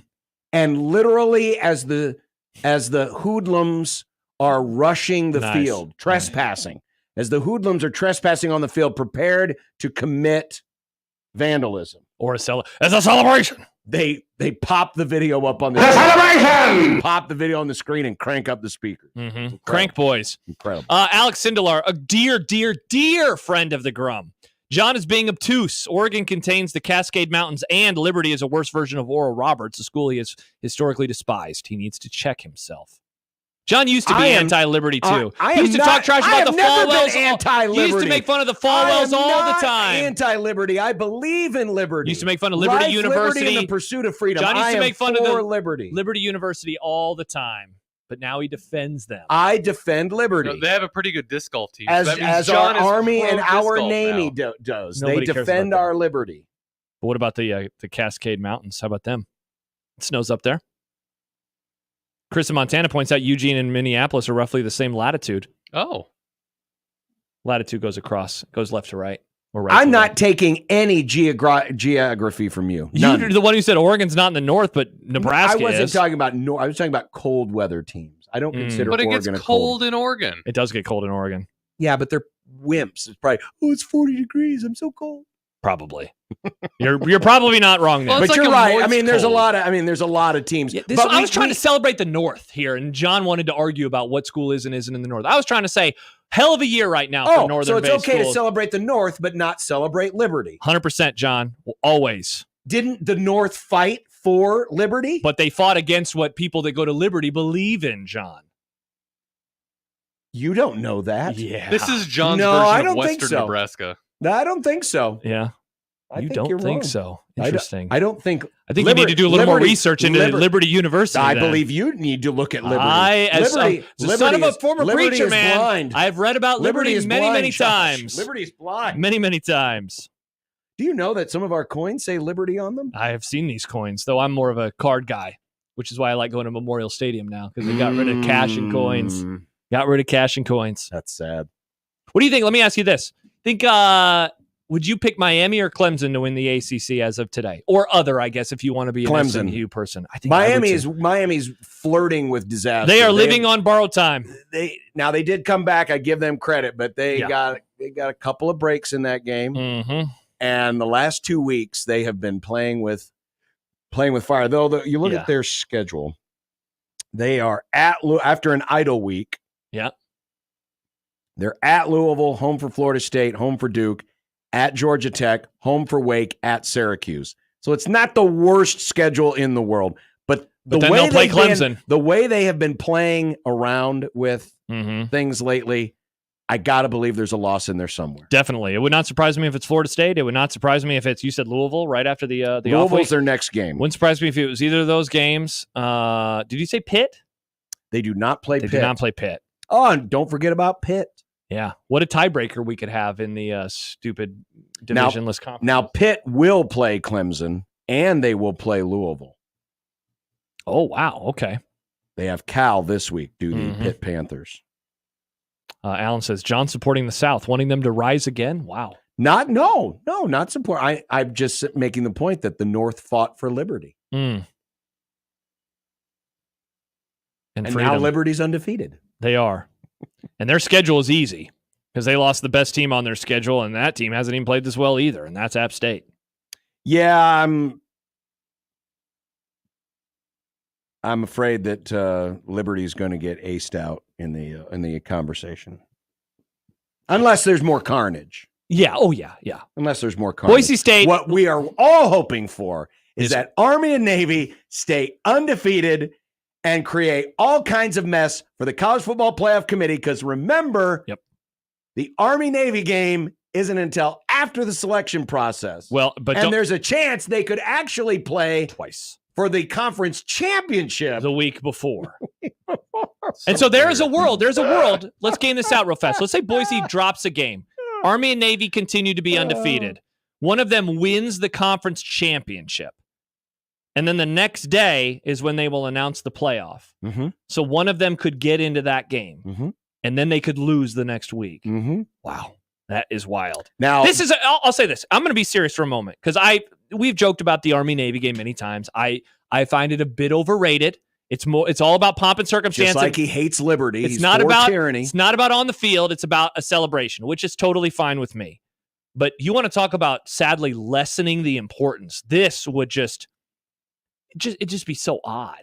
So odd. You Which know, is that why one game would be way more important. All for it. Oh, yeah. I hope it happens, I too. am all for it. By the way, both our Army and our Navy play Notre Dame. Yes. So they'll have a chance to So the get Irish a win. have a chance. Here come the Irish. You know what? Remember when we were talking about how Notre Dame losing that game, their schedule's not very good the rest of the way. Army and Navy are going to bounce that schedule right back up. Yes. And if Notre Dame can take care of business, maybe it'll be the Army and Navy. Yeah. That will help them get in. It could. Wow. We got an email coming into the Equitable Bank inbox from Rob. John and Josh, there is no Z in Clemson. Isn't it pronounced Clemson? It's not Clemson. It's Clemson. It's Clemson. Clemson. So we're I think saying it some wrong? people would say Clemson because remember, this is football, lazy diction, hook and ladder. I mean, I feel like I force myself to say Clemson, but not Clemson. Yeah. I would say Clemson. That feels natural. It's just, Clemson. Sometimes it does deteriorate into Clemson. But Clemson. Okay, I'll do better. Cody says SMU winning the ACC. That'd be pretty funny. Mustache Adam, we need John to draw the distinction of what is the northern U.S. No carving out other directions, just north and south. I was referring to north as cold weather teams because that's how we talk about these things in sports is the cold weather team. But yes, Oregon is north. Nice. But it is not cold weather. I didn't say that. You said you heard me say north and south. The place very close to Canada is not cold. Yeah, isn't that wild? Mm-hmm. It's not as cold as here. It is not as cold as here. John is not wrong on that. Is that because of the ocean? Because of the ocean, yes.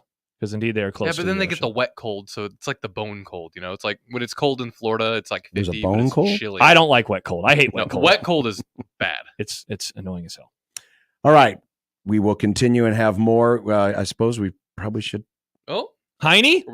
Probably talk a little Heine. Heine! Because Matt Rule was asked about Heine. Do we have the full question and answer? We have the full answer. Okay, but not the full question. Well, many are saying. We don't necessarily. You're starting to hear this more and more. We don't need the question. The question was the question. That's true. We got the answer. That's the most important thing. That's true. On 1620 The Zone.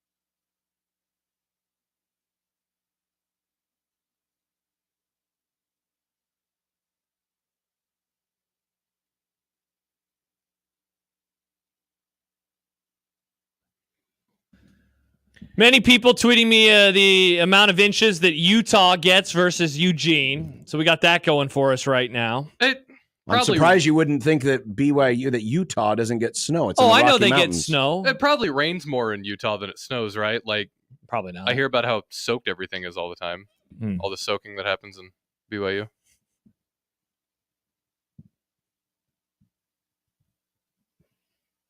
you care to explain? I just did, No, you didn't explain anything. You care to explain? It's wet from all the rain, John. There you go. Hard to argue, John. When snow melts, it's wet. Things get soaked. Mm-hmm. Indeed. Indeed it was. Nick's getting all antsy over here because, he's got these Scary Acres passes that he's trying to give away. Tell me more. What do we got going on? No, I don't know, Nick. What do we have going on? 2 hot passes. 2 hot passes? Not just today. Tomorrow. What? Wednesday. What? Thursday. And it's the zone deal this week, right? It is. Wow. So you could win from us, and if you don't win, you can go to 1620thezone.com Friday morning at 9 a.m. and get your Scary Acres passes. But you would rather win them before you can buy So them. what do they got to do, Nick? Caller 7. Wow. Scott Frost number. John Elway's number. It's as many points as Nebraska won by this weekend. Right? Wow. Hey, they covered. They covered. They covered the spread. It's also the same number of letters in the word liberty. Damn it, Nick. Look at what you did. No! Look at what you did. Nick loves liberty. 402-951-1620. It's nice to have you on my side. Do it right now. 402-951-1620. You get Scary Acres passes. Yes, you can. Nice. Still scoreless, but the let's go, Guardians trying here, 1 on, 1 out against old Tariq Skubal. They finally got a hit on him. But no score in game 2 of the ALNDS.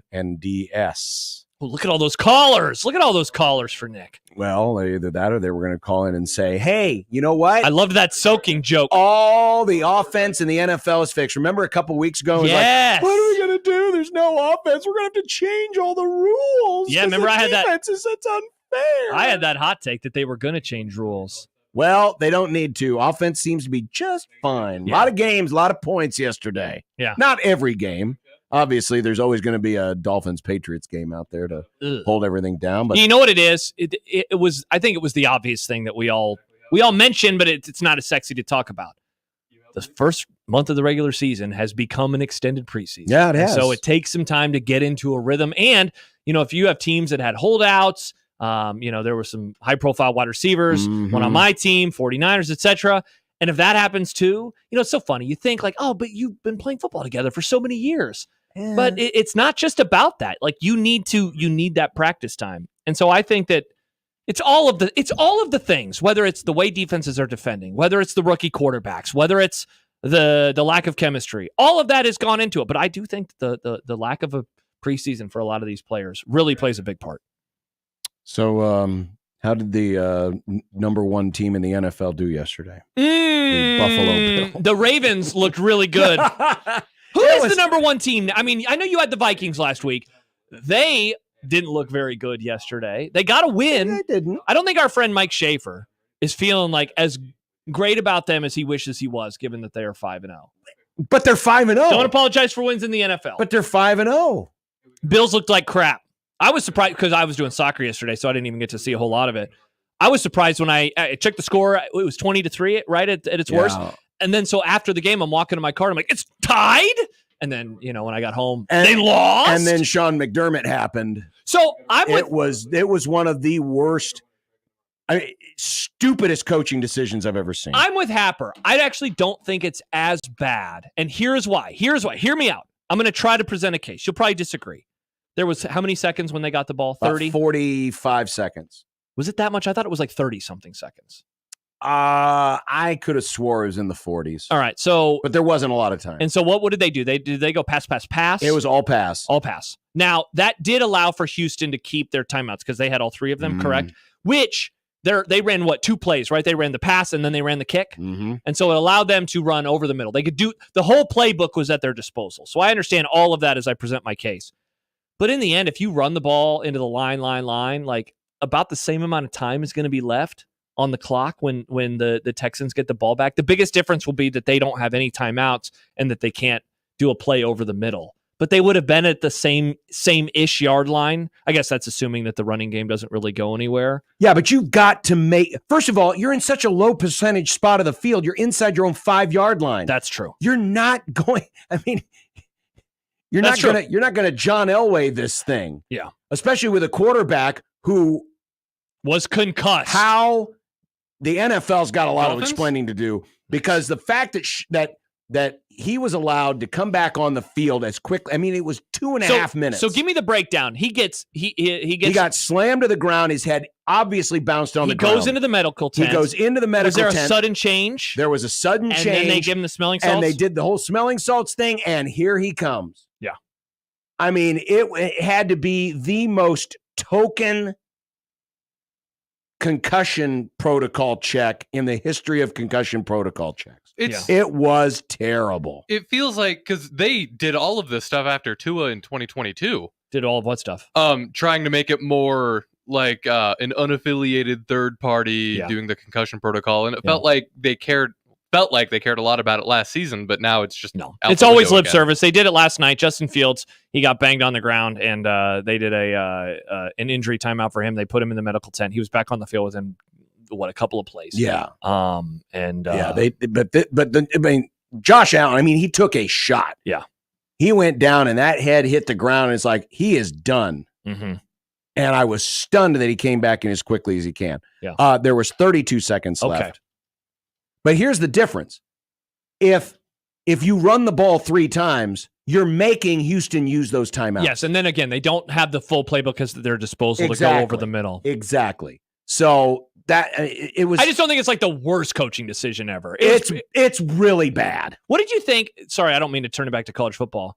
Did you think that Minnesota made a mistake in going for the touchdown versus kicking a field goal versus USC from 4th and inches? Well, hindsight's always 20/20. USC did get into field goal range, so they probably would have tied the game. I liked it. I liked going for it. I didn't even before they scored. I didn't hate it.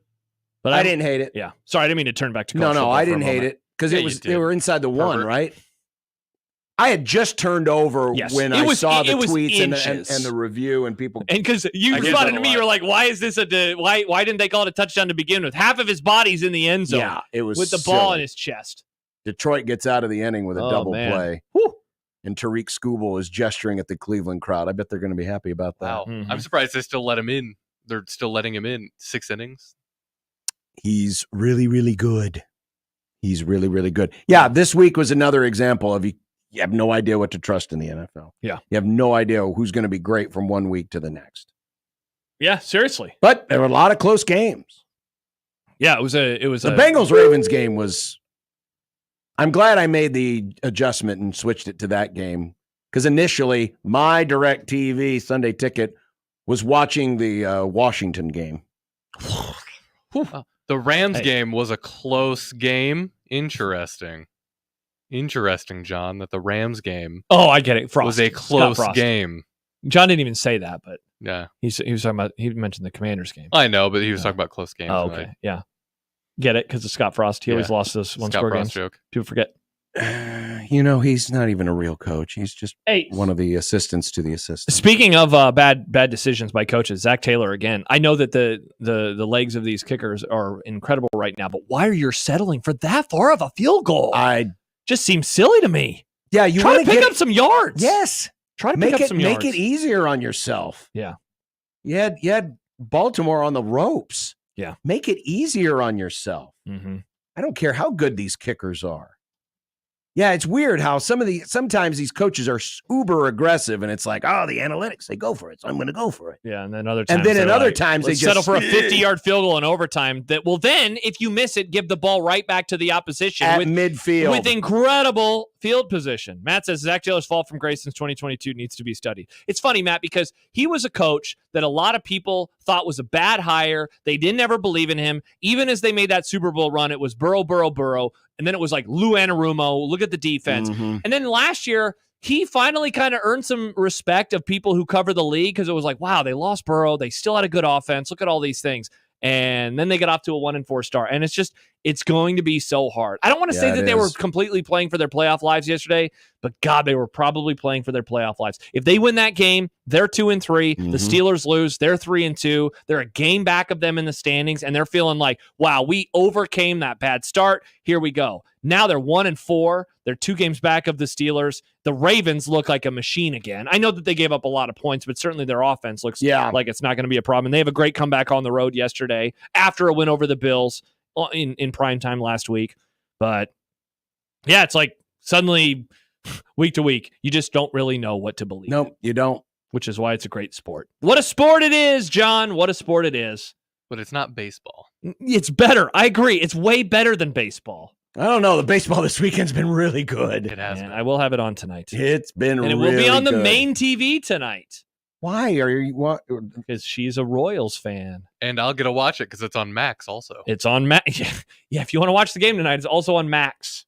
But it's also on True TV, which is where we're watching it. And it's not different, right? It's just the normal. It's just the same broadcast. Interesting. Very odd. Very odd. They're trying. Yep, indeed. You can join the VIP club and sign up for 1620 the email. And if you already had signed up for 1620 the email, you already got your email telling you where to go for this week's picks in four-quarter pick'em. I saw some disturbing news. We had fewer people sign up for the contest last week than the week before. Don't they know we're still giving away $2,500? Yes, we're still giving away $2,500, and it's free. Wow. And it's just 10 games, and you're not picking spreads. Yeah. We got just straight up winners. Got some good games in there this week, John. We got some great games in there. But if you sign up for 1620 the email, you get those picks a day in advance of everybody else. And that that tiebreaker is whoever picks came in first. Yeah, indeed. Among the tied contestants. So make sure you sign up today. When you go tomorrow, to make your picks in four-quarter pick'em, make sure you opt into 1620 the email. Nice. So that next week you get the email on Monday, and then you can make your picks on Monday, and it might win you $2,500. Can you imagine that? Can you imagine $2,500 for picking football games, and all you had to do was type in your email address? Yeah, and you don't lose anything. That is the dream. You're not having to, put down $100 in a parlay. I put down my email address every day, and I don't get $2,500. Exactly. Yeah. Go to 1620thezone.com and take care of yourself, please.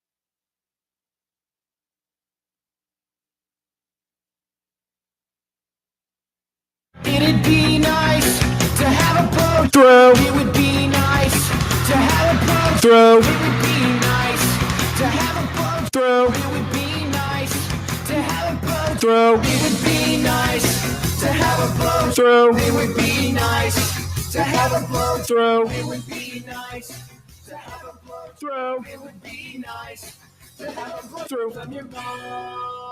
Oh, the Cowboys won again. The happy hour's on the air. You suck, Nick. They did it again.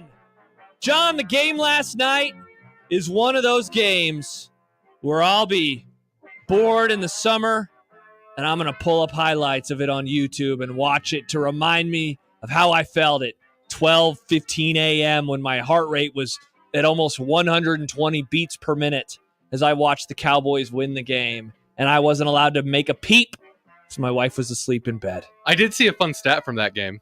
Yeah? Was it that Dallas won? Dak Prescott's the first quarterback in NFL history to throw an interception on 2 different days. Yeah, in I the saw same that. game. Yeah, it was I saw a stat that this was the latest a NFL game has ever kicked off before.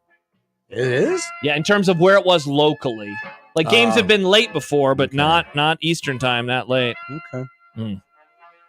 Welcome to the happy hour, everyone. Congrats, Josh. Thank you, Nick. Can you play the happier happy hour song, Nick?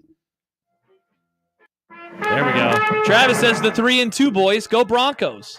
How about the Broncos? And those uniforms. How about those Denver Broncos uniforms? You can't go wrong with the horse D. Can you imagine changing away from those in the 90s because that's what all the cool kids were doing? It was stupid, but then man. realizing, we're allowed to go back if we want to, and them saying, nah, we'll just do it once in a while. Oh, so dumb. So dumb. See, if you're a Bronco fan, you need to stop buying the new stuff.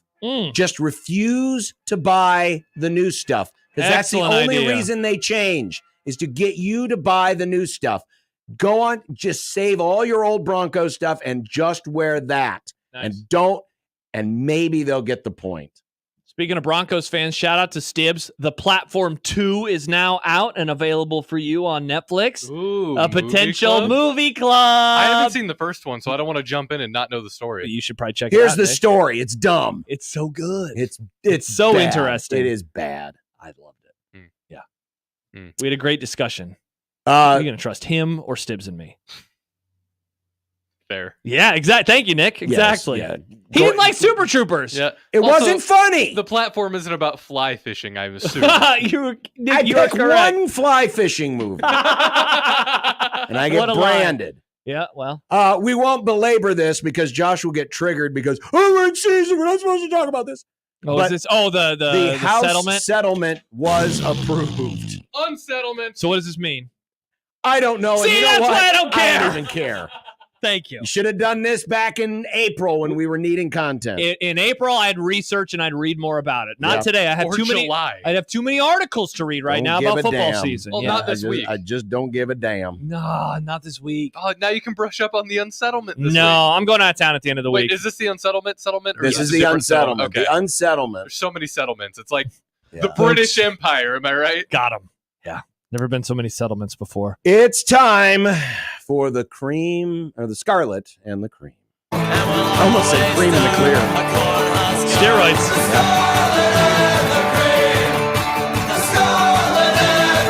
And clear.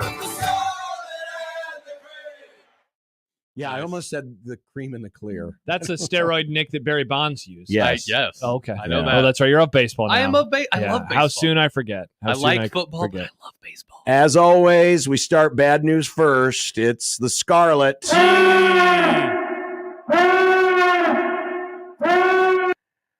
Special teams. Special teams. Yeah. 5 blocked kicks this season, 4 in the last 2 games. And Mitch is right. Mitch Sherman, you're talking to Mitch. Those are basically turnovers. If you actually considered the block kicks the turnovers, Nebraska would not have, well, they'd be +1. Wow. They'd be +1. Well, actually, they'd be +2 because they have a block kick of their own. But the point is this. I know what you're saying. The point is this. Those are turnovers. Mm-hmm. Those are turnovers. And they're turnovers that have put the team and the defense in particular in disadvantageous spots. And They're almost putting got- them So far behind the 8 ball. And almost got your punter killed. I really thought I thought he was done. Yeah. I thought he was done. When the punter came out the next time, I was surprised to hear them say Buschini is back on the field or whatever they said. I was like, what? Are you serious? I couldn't believe it. Yeah, I mean, it's everywhere. The protection. Now the coverage was fine. They didn't have any coverage breakdowns. True, yeah. But again, it's a turnover. It's so inconsistent that right now everything, man. It does. It's outside of that. How was the play? I mean, it really has gotten to that level. But outside of that, no, you can't say outside of the 2 punt blocks. We never say that about fumbles. Yeah. Well, outside of the fumble, the play was great. Yeah. No, yeah. The blocking was awesome. Who cares? It doesn't matter. It's the most important thing. You got to protect the ball. Yeah. You've got to protect the ball. Yeah. The second one, the running game. Yeesh. Nicht gut. Nice. As we said back in German class. What else did you say? What else did your teacher say? That we were big fans of liberty. Nice. Is that what they said? Wrong kind of liberty, John. Wrong kind. That's the over, by the way. The running back running game. Now, if you take the sacks out, it was 33 carries for 124 yards, 3.8 yards a carry. Not good. No, admittedly not good. Better than the numbers were. But admittedly not remember good. what Rutgers was giving up. Yes. Again, this is 2 weeks in a row now that Nebraska's played a so-called bad run defense. Yep. And has not run the ball great. Yeah. What is it going to mean when they play efficient run defenses? What happens when they play Iowa? What happens when they play Ohio State? So right now, Ohio State 3rd in the country in yards per carry allowed at 2.25. Indiana 14th in the country at 3.01. Iowa 21st at 3.15. So like the tougher, and if you're wondering, okay, Josh, where does Purdue rank? 125th. Where does Rutgers rank? 109th. So like you're talking about they've had 2 of the easiest rush defenses and they have not done anything. It's going to be bad. It's going to be, remember some of those Bill Callahan games where it would be like 25 carries for like 40 yards? Get ready. Like, it's going to be that type of stuff. It's starting to feel that way. But it was even more concerning in the second half when you were, if this is part of the plan to get a lead and then sit on it and milk the clock, you have to have a running game. Yeah. They ran the ball 13 times with the running backs for 39 yards. They averaged 3 yards a carry. The one, not going to get it done, folks. The one saving grace that I'll give them is that they started on average at their own 11-yard line, and 3 times they were backed up into their own 5. It was really difficult. They never were able to get any momentum going, but I mean, still, it was really, really bad, really, really bad.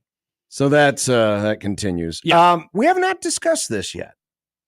Ooh, a take of ours that aged well. But Micah Mazuka is a backup. Remember, this was 2 weeks ago, where Matt Rule I don't want to talk about this anymore. He's a backup. We consider him a backup. And we were like, They brought him into the game, and they ran the extra tackle out there. First drive, right? And I wish I kept track of how many times they did it. I want to say it was at least 5 or 6 times. It worked.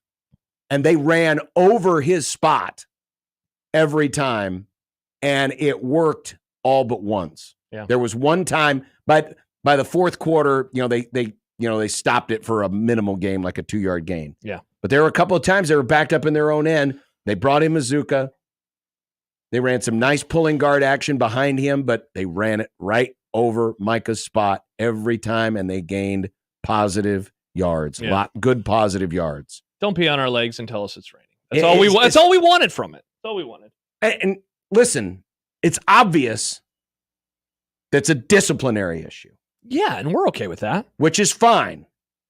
I guess it'd be nice to know a little more of these things, but in the absence of knowledge, we're left to assume, and right now, it seems like you're leaving one of your best offensive linemen off the field. He's good enough to come in and play in those moments. Yeah. But not good enough to start. Yeah, and I defended Rule after the Illinois loss when we were doing overreaction because, it was a disciplinary issue. He's on the bench for a reason. Mm-hmm. I mean, you're a dad. You've punished your kids before. You don't say, you can't play video games except for, hey, come in and help me with this level. But right. Like that's kind of what's happening right now. Yeah, I'm playing Madden right now, and I can't figure out this defense, so I'll bring my kid. Yeah. You can come in and do this. What do you do versus? With the 3-4. No, either go all the way or don't. Go all the way or don't. Yeah, I'm really confused by this. Really confused by this. And the final thing on the Scarlet, harder days are coming. Oh boy, yeah. It's gonna be a tougher schedule. I'm very glad the Idol is this week. Yeah, it couldn't have come at a better time. The Idol is this week. So there's my Scarlet. Excellent final one, by the way. We'll talk about that, but the schedule is definitely tougher. We begin with Emmett Johnson. The Hive was disappointed by his performance on Saturday. The Hive? The Emmett Johnson Hive, Josh, you're John. I'm Josh. There are many of us. What did we say for weeks on end? Man, it'd be nice to see him get some more carries. Man, it'd be nice to see him get into a rhythm. Maybe you're in the wrong Hive. You should be in the Heine Cat. Maybe I should. 14 carries, 33 yards, a long of 9, 2.4 yards per carry. Missed. I thought it's not like everybody was great in terms of running the football. As Travis points out in the YouTube chat, wasn't necessarily the blocking being the issue. Running backs missed some cuts. They did. They missed some holes. And he was a part of it. I was disappointed because I wanted him to get more carries. He finally got them. I didn't think that the performance lived up to what I expected. Dylan, number 2. Dylan's on the Scarlet? Yeah, it's funny because, I didn't put special teams because I knew you would. So I was like, I wonder if John will have Dylan. But we needed to talk about it just a little bit more. Not his finest hour, at the very least. I know that a lot of people have talked about the body language stuff. I guess I didn't notice it in the moment. But I didn't. I'll be honest, I wasn't looking for anything. Same, and part of it too, and it, when you're getting ready for the show, you're like watching the play, and then you're just getting ready. You're not just like staring at the TV for a couple hours like I would have been if I was at home. But it was not his best performance. I still wonder if he got, whether it was hit really hard, the weather was really bad, and he was going up against a good defense. This is not a happening or a trend. This is this is not a coincidence or a trend. This is a happening. Let's see what happens moving forward, but I'm not too worried about him. But again, Scarlet is not about, watch out moving forward. It's just more of an acknowledgement that something's going on. That said, my third one is something that has continued to happen, and that is second half offense. We mentioned it going into the Purdue game. They had 30 points going into the Purdue game in the second halves combined. They got 28. So now they're at 58 second half points. They are still at 58 second half points because they were unable to score. So that is slightly below now 10 points per game. You remove the 28-point outing, and then you look at the others. That is 5 second halves. They've averaged 6 points per second half. Not even an extra point on top of that touchdown.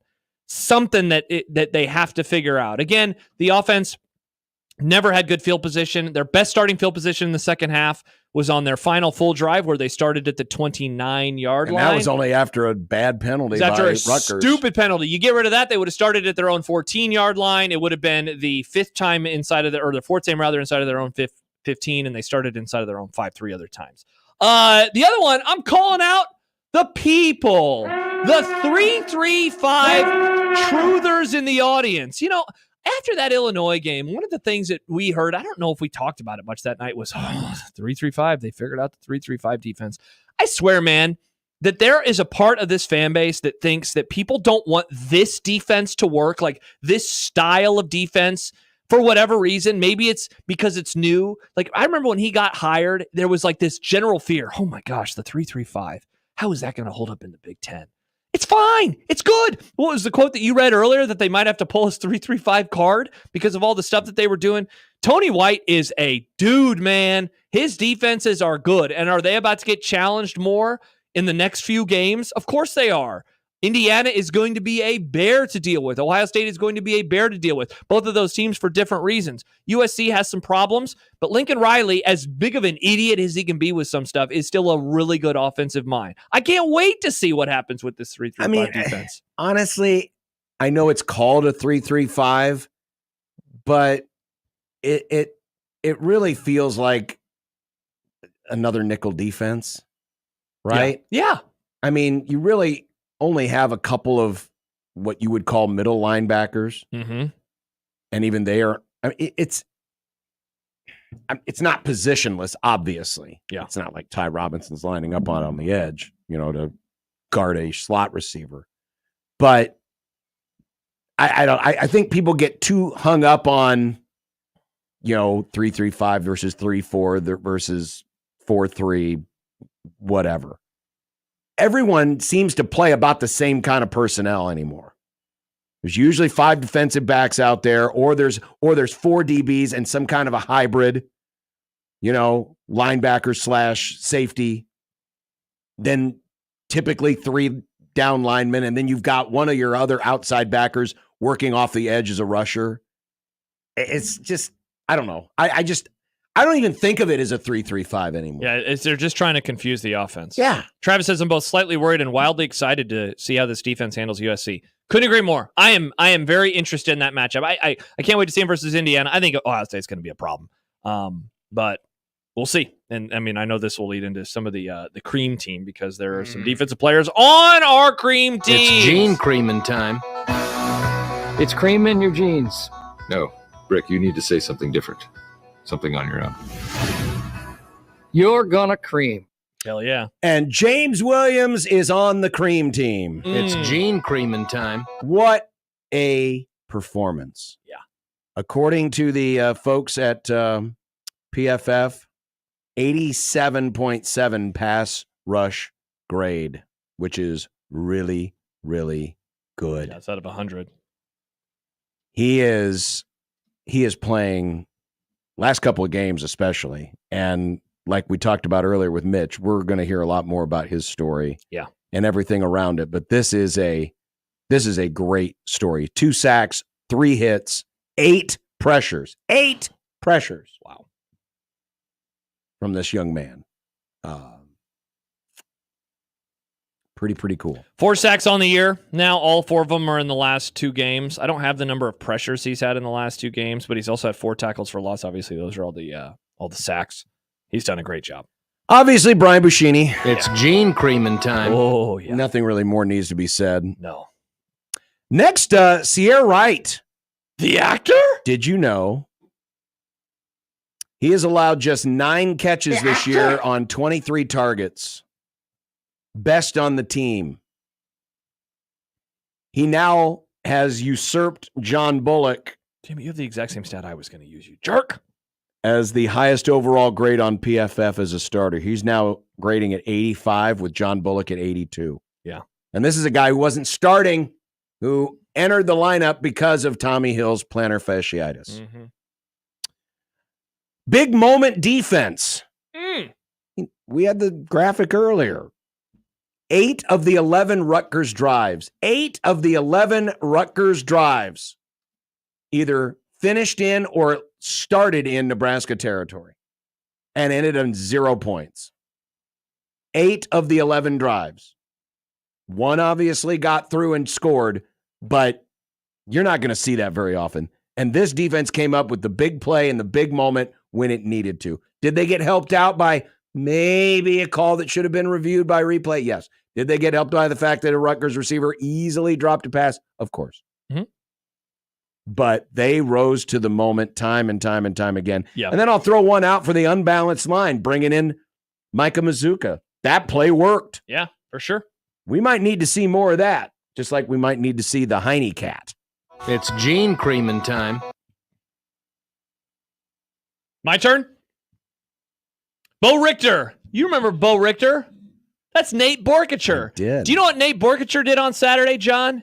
He made the tackle right before the goal line stand after the blocked punt. He did. I have watched that tackle now 6 times.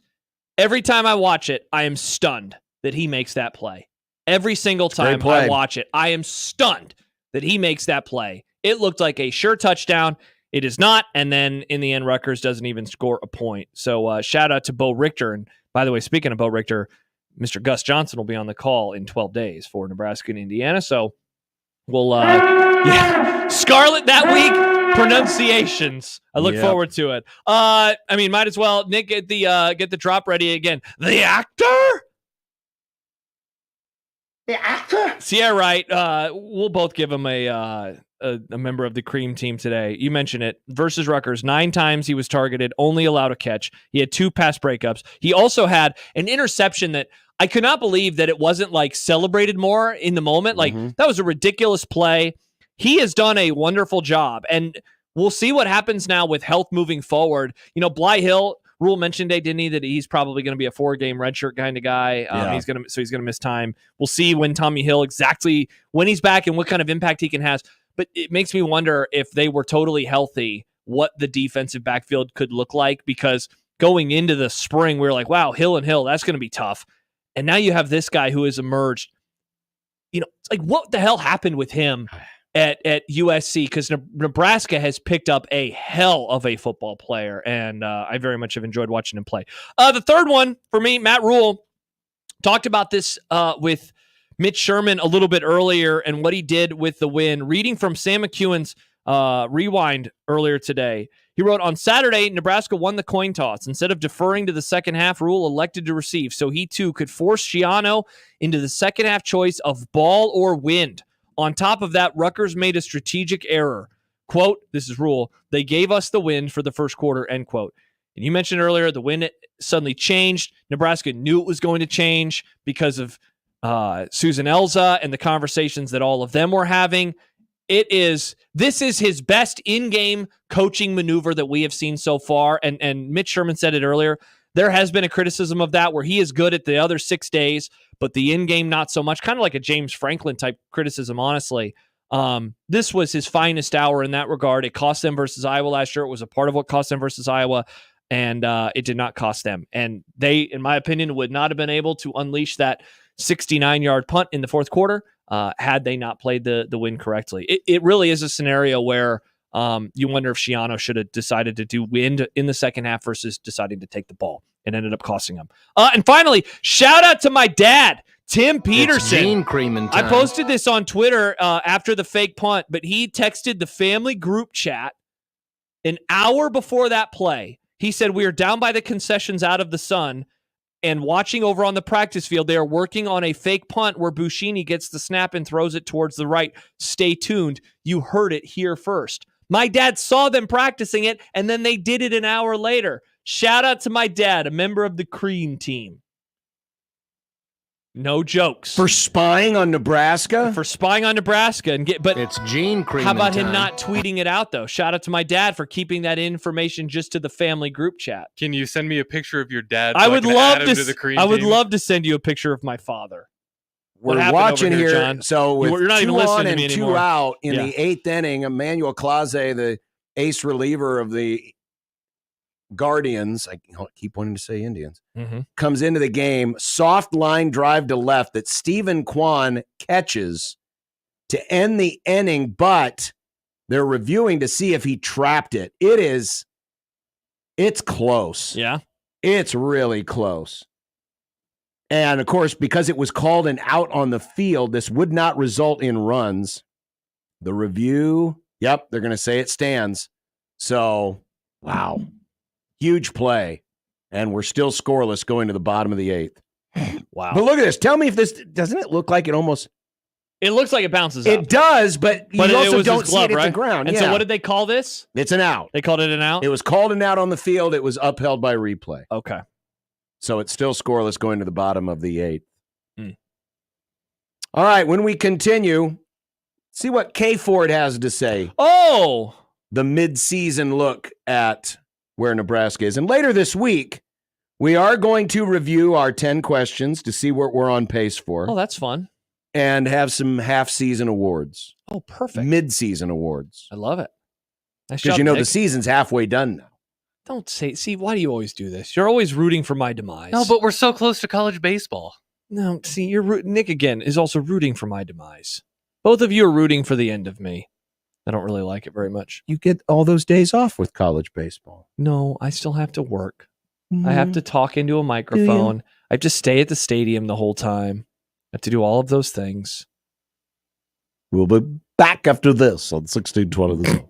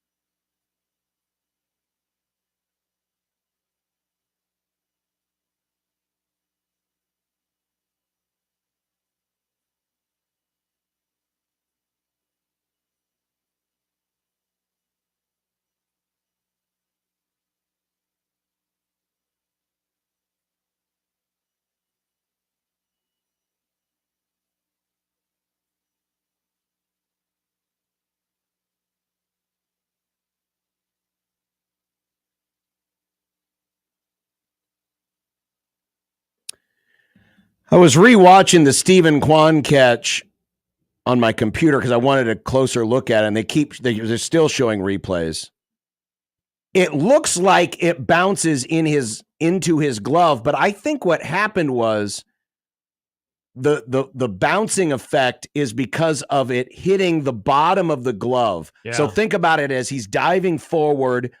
The glove is palm side down as he's trying to make this catch. So he's not trying to scoop it. Yeah. He's trying to go palm side down. And I think it hits the very tip of his glove, the part of the glove nearest to the ground. And that's why it looks like it has that effect of it bounced off the turf. It's not clear. And they had great views of it. Look at great this. Views so of when it. you look at a still frame, I mean, it does look like it's just chilling on the grass.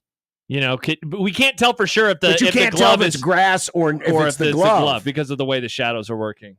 Yeah. And the call on the field was it was out. No matter what the call on the field was, that was going to be the call. And they called it out on the field, and thus here they go into the bottom of the 8th inning. But that will be something that is talked about. Now, I don't know what the runners were doing in that. Now, there were 2 outs, so the runners were off anyway. So if he doesn't catch it, yeah, the runners score. Yeah. But then the question would have been, well, had he rounded third base yet? Correct. Yeah. And, so either way, razor thin margin. Yep. As Cleveland bats in the 8th, 2 outs, no score. Wow. Tremendous game. A great sport. A tremendous sport. Yeah, October is pretty cool. Yeah. It is a great sport. Speaking of baseball, Mike Farron tomorrow. That's right. We'll see what he thinks. Speaking of friends of the show, K Ford. The Oh, latest K Ford update. Not as much positivity as I was hoping for from K Ford. Strangely, Nebraska fell in the power ranking. Wow. From 31 to 36. Now the wins have ticked up. Now projecting 7.3 wins. Last week it was 7.1. The odds say a 36% chance of 7 wins and a 29% chance of 8 wins. If you look at 8 wins or better, it's 41%. Last week, the 7 wins was at 34, so it bumped up 2%, and the 8 wins were at 25, so it bumped up 4%. And another nice play. Oh, wow. A lot of great defense. So they but if you do the rounding up, rounding down, they're still at the exact same spot, and that is a 7-5 football team. The thing that they could do, of course, to overcome that, I mean, a start would be you beat Indiana, and that is picking up a win that now they view Nebraska as only having a 30% chance. This is the lowest it's ever been. And remember, before the season, it was over 60% Nebraska chance of winning. Yeah, and I would say this is less on Nebraska. It's more about Indiana moving way, way, way up in the power rankings. K Ford has Indiana now as the 18th best team in the entire country. Their offense is the 11th best. And how about this? Their special teams, the 23rd best. And obviously, we know that Nebraska does not have a very good look at teams. Look at all those special teams remaining on the schedule. They're all top 50. Mm-hmm. Yeah, that's a good point. The defenses are all top 55. Except, my bad. He has defense first. Offenses, now you've got UCLA, Wisconsin, and Iowa. They're all below 80th. But then you have 3 teams in the top 11 in offense. Ohio State 8, USC 10, and Indiana 11. Yeah, so it's interesting. You want to talk about styles make fights. There are a few of these games where it's going to be like, how good can the defense be? Mm-hmm. And those 3 are the 3 we just mentioned, Ohio State, USC, and Indiana. How good can the defense be? And in the others, it is, how good can the offense be? How good can the offense be against Ohio State, against Iowa? And if any of these games are going to turn into scoring contests, can the offense keep up at all? It's so funny to think of how we viewed the preseason schedule versus how we view the schedule now. Yes. It's gotten tougher, in my opinion. It's gotten a lot tougher. Yeah. Illinois, Rutgers, much better than I expected coming in. Hell, the game is now so far in the rear view. It was a month ago today. Colorado is a much better team today. Colorado's only 2 spots behind Nebraska in K Ford's power rankings. Yeah, they are a much better team than I had expected them to be, and certainly that I expected them to be after that game that they lost to Nebraska. Projected Big Ten standings, Nebraska still in 10th. Yeah, still behind Rutgers. Didn't move up at all. And again, that's going to be schedule based. Rutgers has a very manageable schedule. Very manageable. Yeah, not so much for Nebraska. It's still Ohio State, followed by Oregon, and then Penn State. But look at Indiana. Indiana's right on Penn State's heels for most projected Big Ten wins, just Big Ten wins. As far as overall projected wins, Nebraska's 9th. So middle of the pack. A text coming in from Chris in Montana. He says the rhetoric about Nebraska beating ranked teams is going to be loud again until they get that monkey off their back. Many doubters out there. Indeed, and their next game will be against a ranked team. Indiana. Next 2 games, and maybe next 3 out of the next 4 if UCLA, because UCLA fell out, right? You mean USC? Or USC. Yeah. USC fell out. But, yeah, it's possible. There's a world, as I pull up the rankings real fast just to make sure, there's a world, because, USC is right in front of Nebraska, where 4 out of their last 6 games are against ranked teams. Indiana will be ranked because they don't play. Ohio State will be ranked, and they'll be ranked in the top 5, maybe 6 or 7 if they lose. We mentioned USC. They could sneak back in. And Iowa right now still is getting votes, and that game is so far down the ledger that it would allow them to pick up some dubs. Their schedule is going to be easier now because they don't have Ohio State on it anymore. Moving forward, the Hawkeyes have Washington, Michigan State, Northwestern, Wisconsin, UCLA, Maryland, and then Nebraska. So they still have 7 games. They've already had an off week. So there's a world where they'll be favored in all of them. And they'll be favored in all of them. So there's a world where there are 4 ranked teams. There's a world where it's like 2. The safest bet would probably be 3 that Iowa or USC pops in. But for sure, the next 2 are going to be versus ranked teams. Wisconsin won't be ranked and UCLA won't be ranked. Yeah, Iowa's losses are, of course, to number 1 Ohio State and Iowa State, who is 17th in K Ford's power rankings. And they are also undefeated. So, that narrative will live on, at least for the next 2 games. Though, if you pick up the dub versus Indiana, you get the ranked win monkey off your back, and you do it on the road. I'm excited to talk about that game when we get into next week, especially because I feel like Nebraska, John, is finding themselves in a interesting spot for a good reason, and that's because they will not be the story going into Bloomington. The Hoosiers will be the story because they're the sexy thing this year in college football. Coach Siggs is so interesting and different. 6-0. Nebraska will be, they'll be the underdog on the field, and I think they'll be the underdog in terms of the publicity surrounding the game. Maybe that works for them. Last ranked win on the road was against... On the road? Oh, man. So their last ranked win is Oregon in 2016. Last ranked win on the road. I feel like people always say it's Penn State. Is it Penn State in 2013? Were they ranked at the time? If it's not them, it's... Right school, wrong year. 2011. Okay. Penn State was number 12, but that was in the wake of the Sandusky. It was their first game after. That was their first. That was the week of all of that stuff. That team at the time had only lost to Alabama, and they torpedoed the rest of that year. They lost to Nebraska. I'm pulling up their schedule. I believe they lost. Okay, so they lost to Nebraska. They beat Ohio State. Then they lost to Wisconsin, and then they lost to Houston in the bowl game. And then they fell completely out of the rankings. Bo had a ranked road win in 3 straight years. So that one, 9, 2010, 10, and 11. Oklahoma State, and then 2009 would have been Missouri, right on that Thursday night. Wow. And those are the last 3 ranked wins. Yes. Ranked road wins. Yeah. So big opportunity. I'm looking forward to breaking that game down. But that won't be until next week. We got other stuff to talk about this week. We got other things.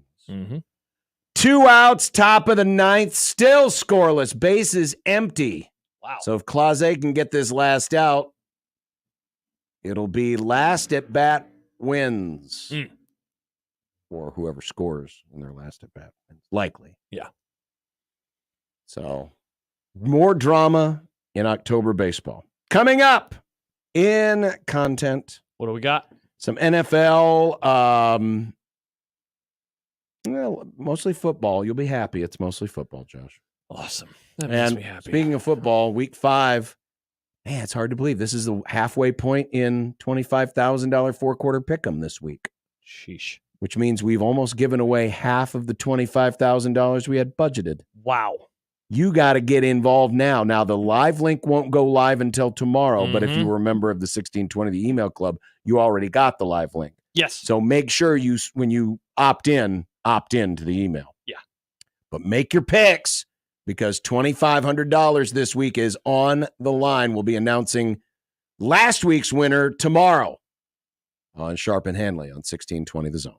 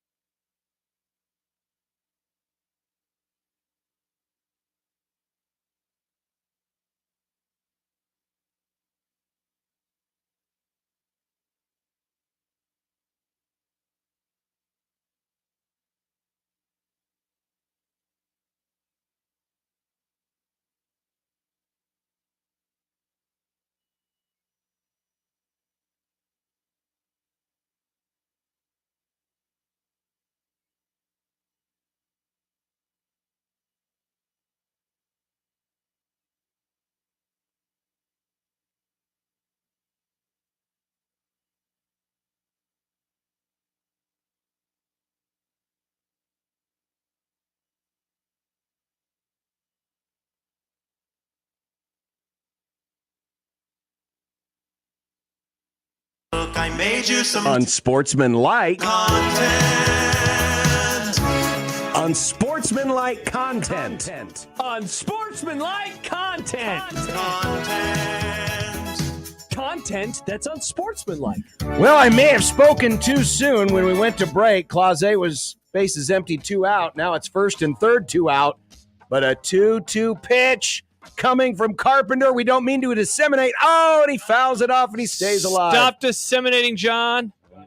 Man. John just disseminated all over. I did. Wow, and What's worse than that, me disseminating or Josh's dad being on the cream team? Hell yeah, shout out to my dad, a member of the cream team. Did you find your dad on the cream team? Oh, yeah, I did. Did you notice, John, on the cream team graphic, my dad didn't get a coveted outline. What's up with that, Nick? Non-players don't get outlines. The screen door also doesn't have one in the coach. High fly ball. Oh, no, Mike deep Schaefer. right field, and it is gone. Wow, that was disseminating again. She's disseminated everywhere. Nick, you got a little Dutch tilt going on with your camera, by the way. Good. You like that? Kerry Carpenter, a 3-run home run off Emmanuel Clase, and it's 3-0 Tigers. I can't fix that right now. All right. The Broncos and their baseball. No, it's content time, John. The Broncos in their sweet, sweet old school uniforms with the Horse D logo whooped up on the Raiders yesterday. Yeah, they did. But on the sidelines, Bo Nix was seen in an animated conversation with Sean Payton. After the game, Payton said this about his quarterback.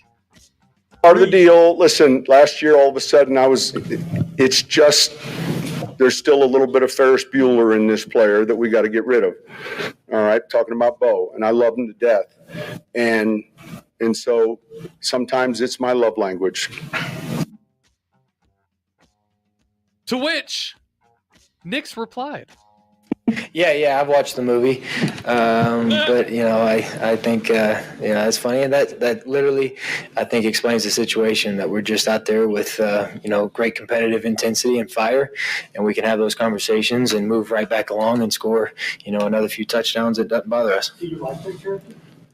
Yeah, I think that movie's funny. I think it's a great movie. I've only seen it a handful of times because it's kind of old, but I think it's good. Oh, is there a question here?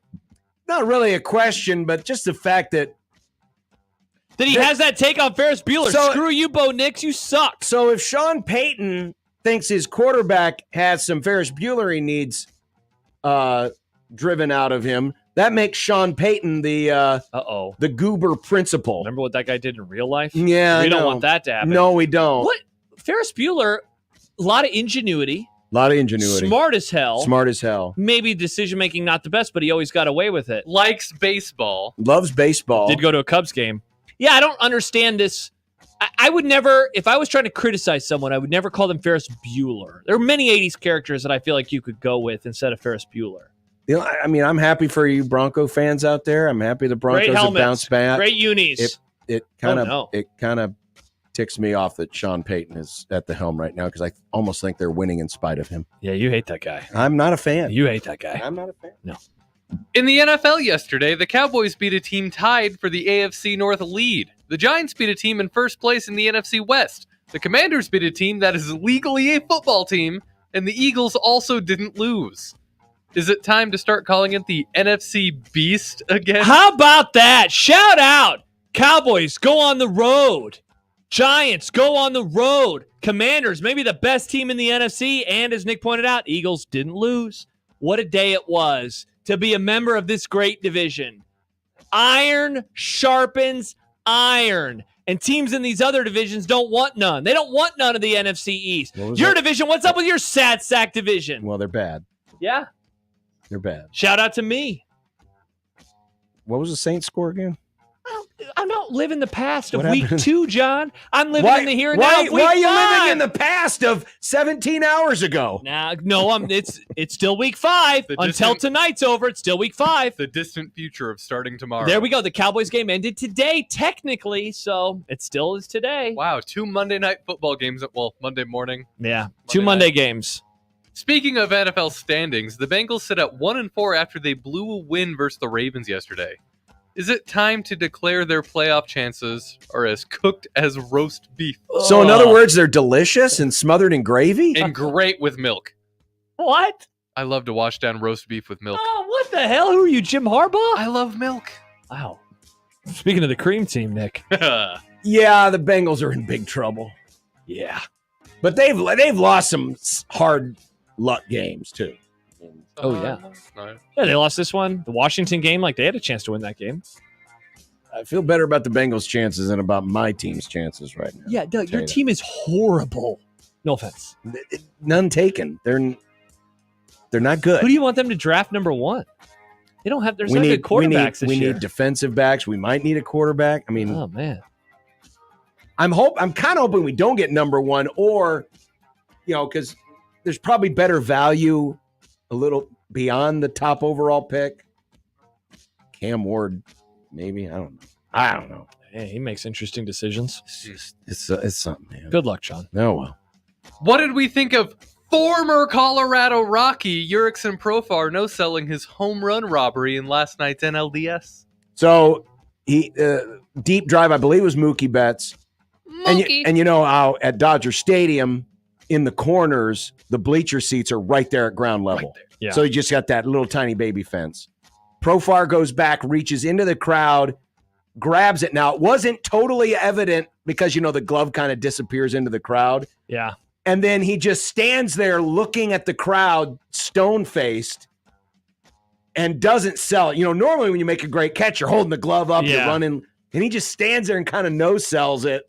And even the announcers, I give Joe Davis credit because he was like, and I think, did he catch it? I'm not sure. And he's just playing it out. And then finally they identify that he caught it. I love it. He was messing with everybody. So I like that because this was less about the rest of the stadium and this was more about those fans that were right there. Yes. They knew that he caught it. Nobody else did. So this was more about just that tiny little section of fans. And of course, they ended up getting into a beef later with the stuff getting thrown on the field. Another example of why baseball is so cool. You can just interact with the players. Oh, in there real you go. time. It's like a bonus tier of subscribing to a podcast. You can interact with the baseball players. Right? Disgusting. You're also a podcast pervert. I love podcasts, Nick. You view everything through the lens of football and podcast. Hell yeah, what a life I live. It's a I can't wait. After work tonight, you know what I'm going to do? Podcast? Oh, yeah, on the Me way too, though, home. actually. Yeah. Oh, see? Oh, interesting. Joel Klatt and others are taking ESPN to task for a blip in college football column where Ohio State was listed as having a sluggish day because they were the first ranked team in 2 years to allow a touchdown to the Iowa offense. Go Hawks. Klatt says it's an example of ESPN's SEC bias. Are folks being too sensitive? I will say this. It was very funny to see the way in which their win by 28 points was framed versus the Georgia 18-point win over Auburn was framed. Auburn, a much worse program. I think we'd all agree now. I would agree. And so bias. I don't always know if it's total bias or if it's more a respect that the conference has that people then don't even realize that they are allowing them in a way to get away with it. That's how I would describe it. Because I'm not someone who has believed, no, the conference wins national championships, their best teams, and it's been spread across many, many teams. Mm-hmm. But this, I thought, was a little ridiculous, given, this still had to feel like a loss. No, it didn't. The game went exactly how I thought it would. Close game at halftime. Buckeyes were very much in control. They won going away. I was a tough-ass defense. If you beat teams that have good defenses, it should be celebrated. And yet it feels like a loss. So I can't believe I'm saying this. I stand with Joe Klatt. I can't believe I'm saying this. I disagree. Wow. Well, usually Hale's write-ups are more tongue-in-cheek. If you read from it says, number 3, Ohio State had little trouble swatting away Iowa. Still, it had to feel like a loss for the Buckeyes, who are the first-ranked team to allow points to Iowa's offense since Michigan in Week 5 of 2022. That's more of a ha-ha-ha, they allowed points to Iowa's offense as a ranked team. So I think Klatt's being a little too sensitive with this particular tongue-in-cheek assessment.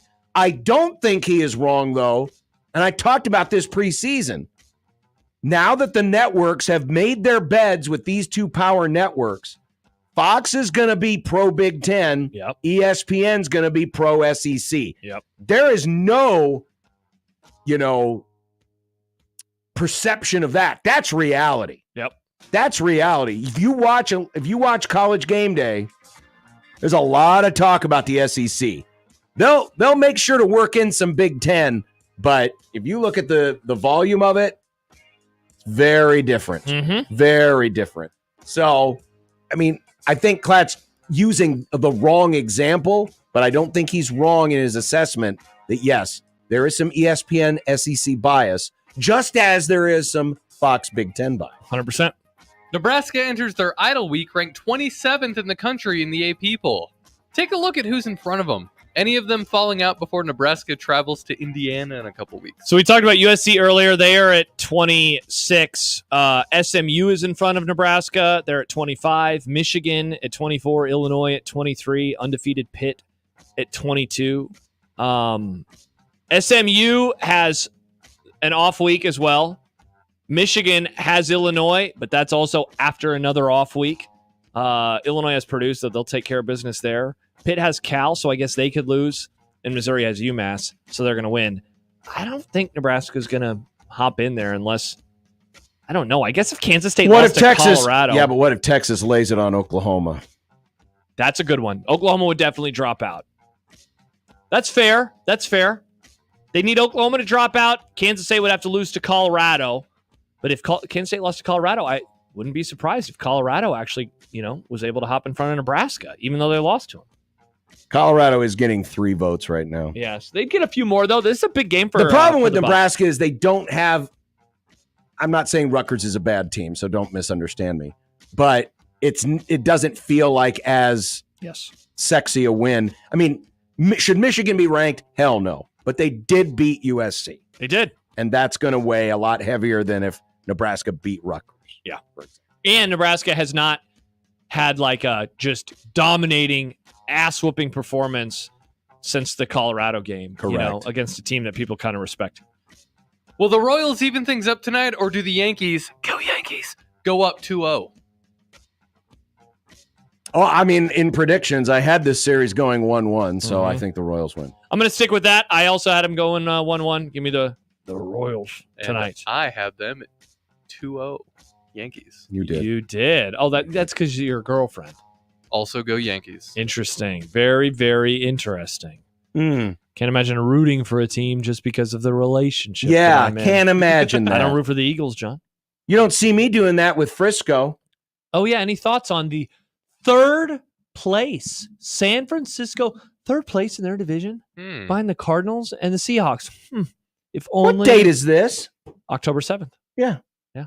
Oh, are you declaring the season over? Are you already fast forwarding through the NFL season? Never. I would Baseball? never do such a thing. No. What baseball? College. No. Never.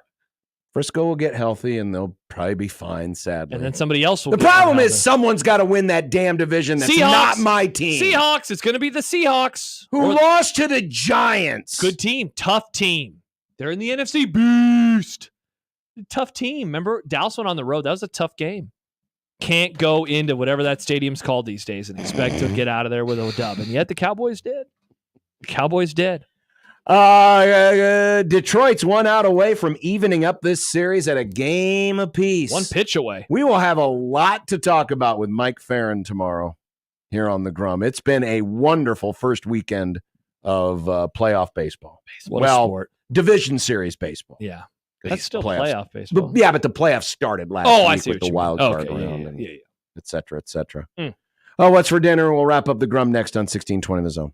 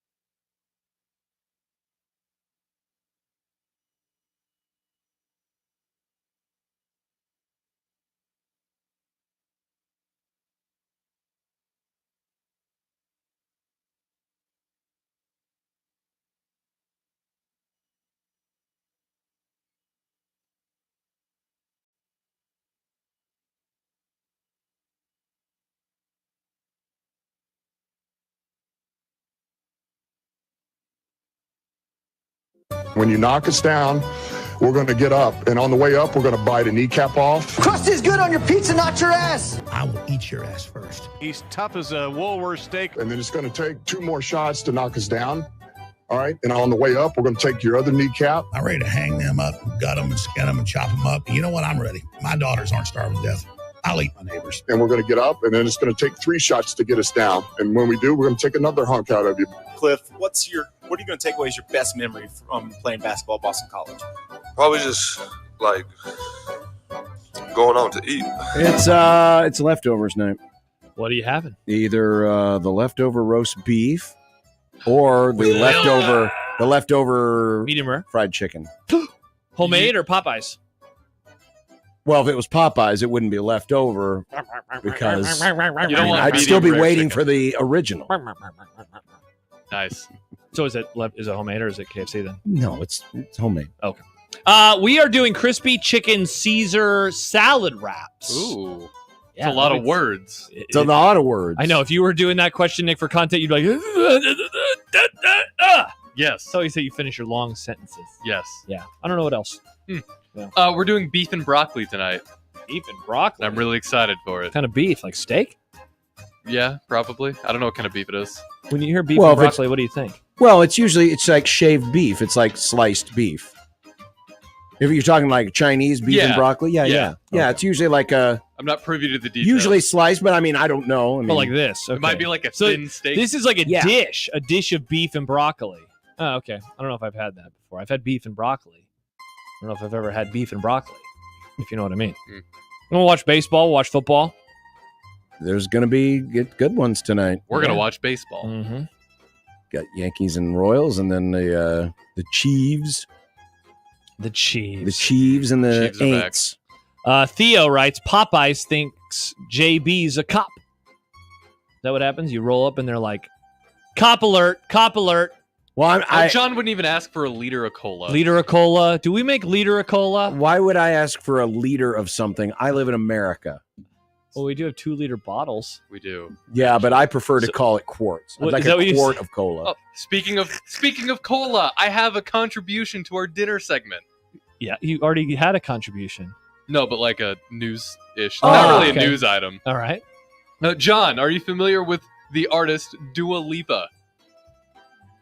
Have you heard her name? Have you heard her name? Oh, it's a her? Yes. Yeah, I thought she came up for some reason around here once before. Pop Base on Twitter has shared that she has come up with a drink called mixing Diet Coke, pickle juice, and jalapeno sauce. Diet Coke, pickle juice, and no, thank you. Taste test Wednesday. This isn't what's for dinner. That's just a random tweet. This woman needs help. What is she doing? What is pickle this? Juice and jalapenos and Diet Coke. This is not read weird tweets on the air. This is what's for dinner. It was food adjacent. Yeah, it's barely food adjacent. That doesn't. I'm gonna go find a random tweet about food and be like, "Hey, what's for dinner?" Hey, at least I had something. This person mixed peanut butter with honey and made jelly. Do you know how jelly is made? Barely, apparently. What do we got tomorrow, John? I don't know. Farron, Brunt, Simple. Oh, wow! Look at all those guests. Farron, Brunt, Simple. Hot Take Market. More day baseball. Hot Take Market. Yeah, Hot Take Market. More day baseball. Is there 4 games tomorrow? No, because the Royals and the Yankees be 2. I don't like this. It's like the NBA playoffs. They're taking off too many days right now. Week. Too many days. Too many days, John. See you tomorrow. Bye.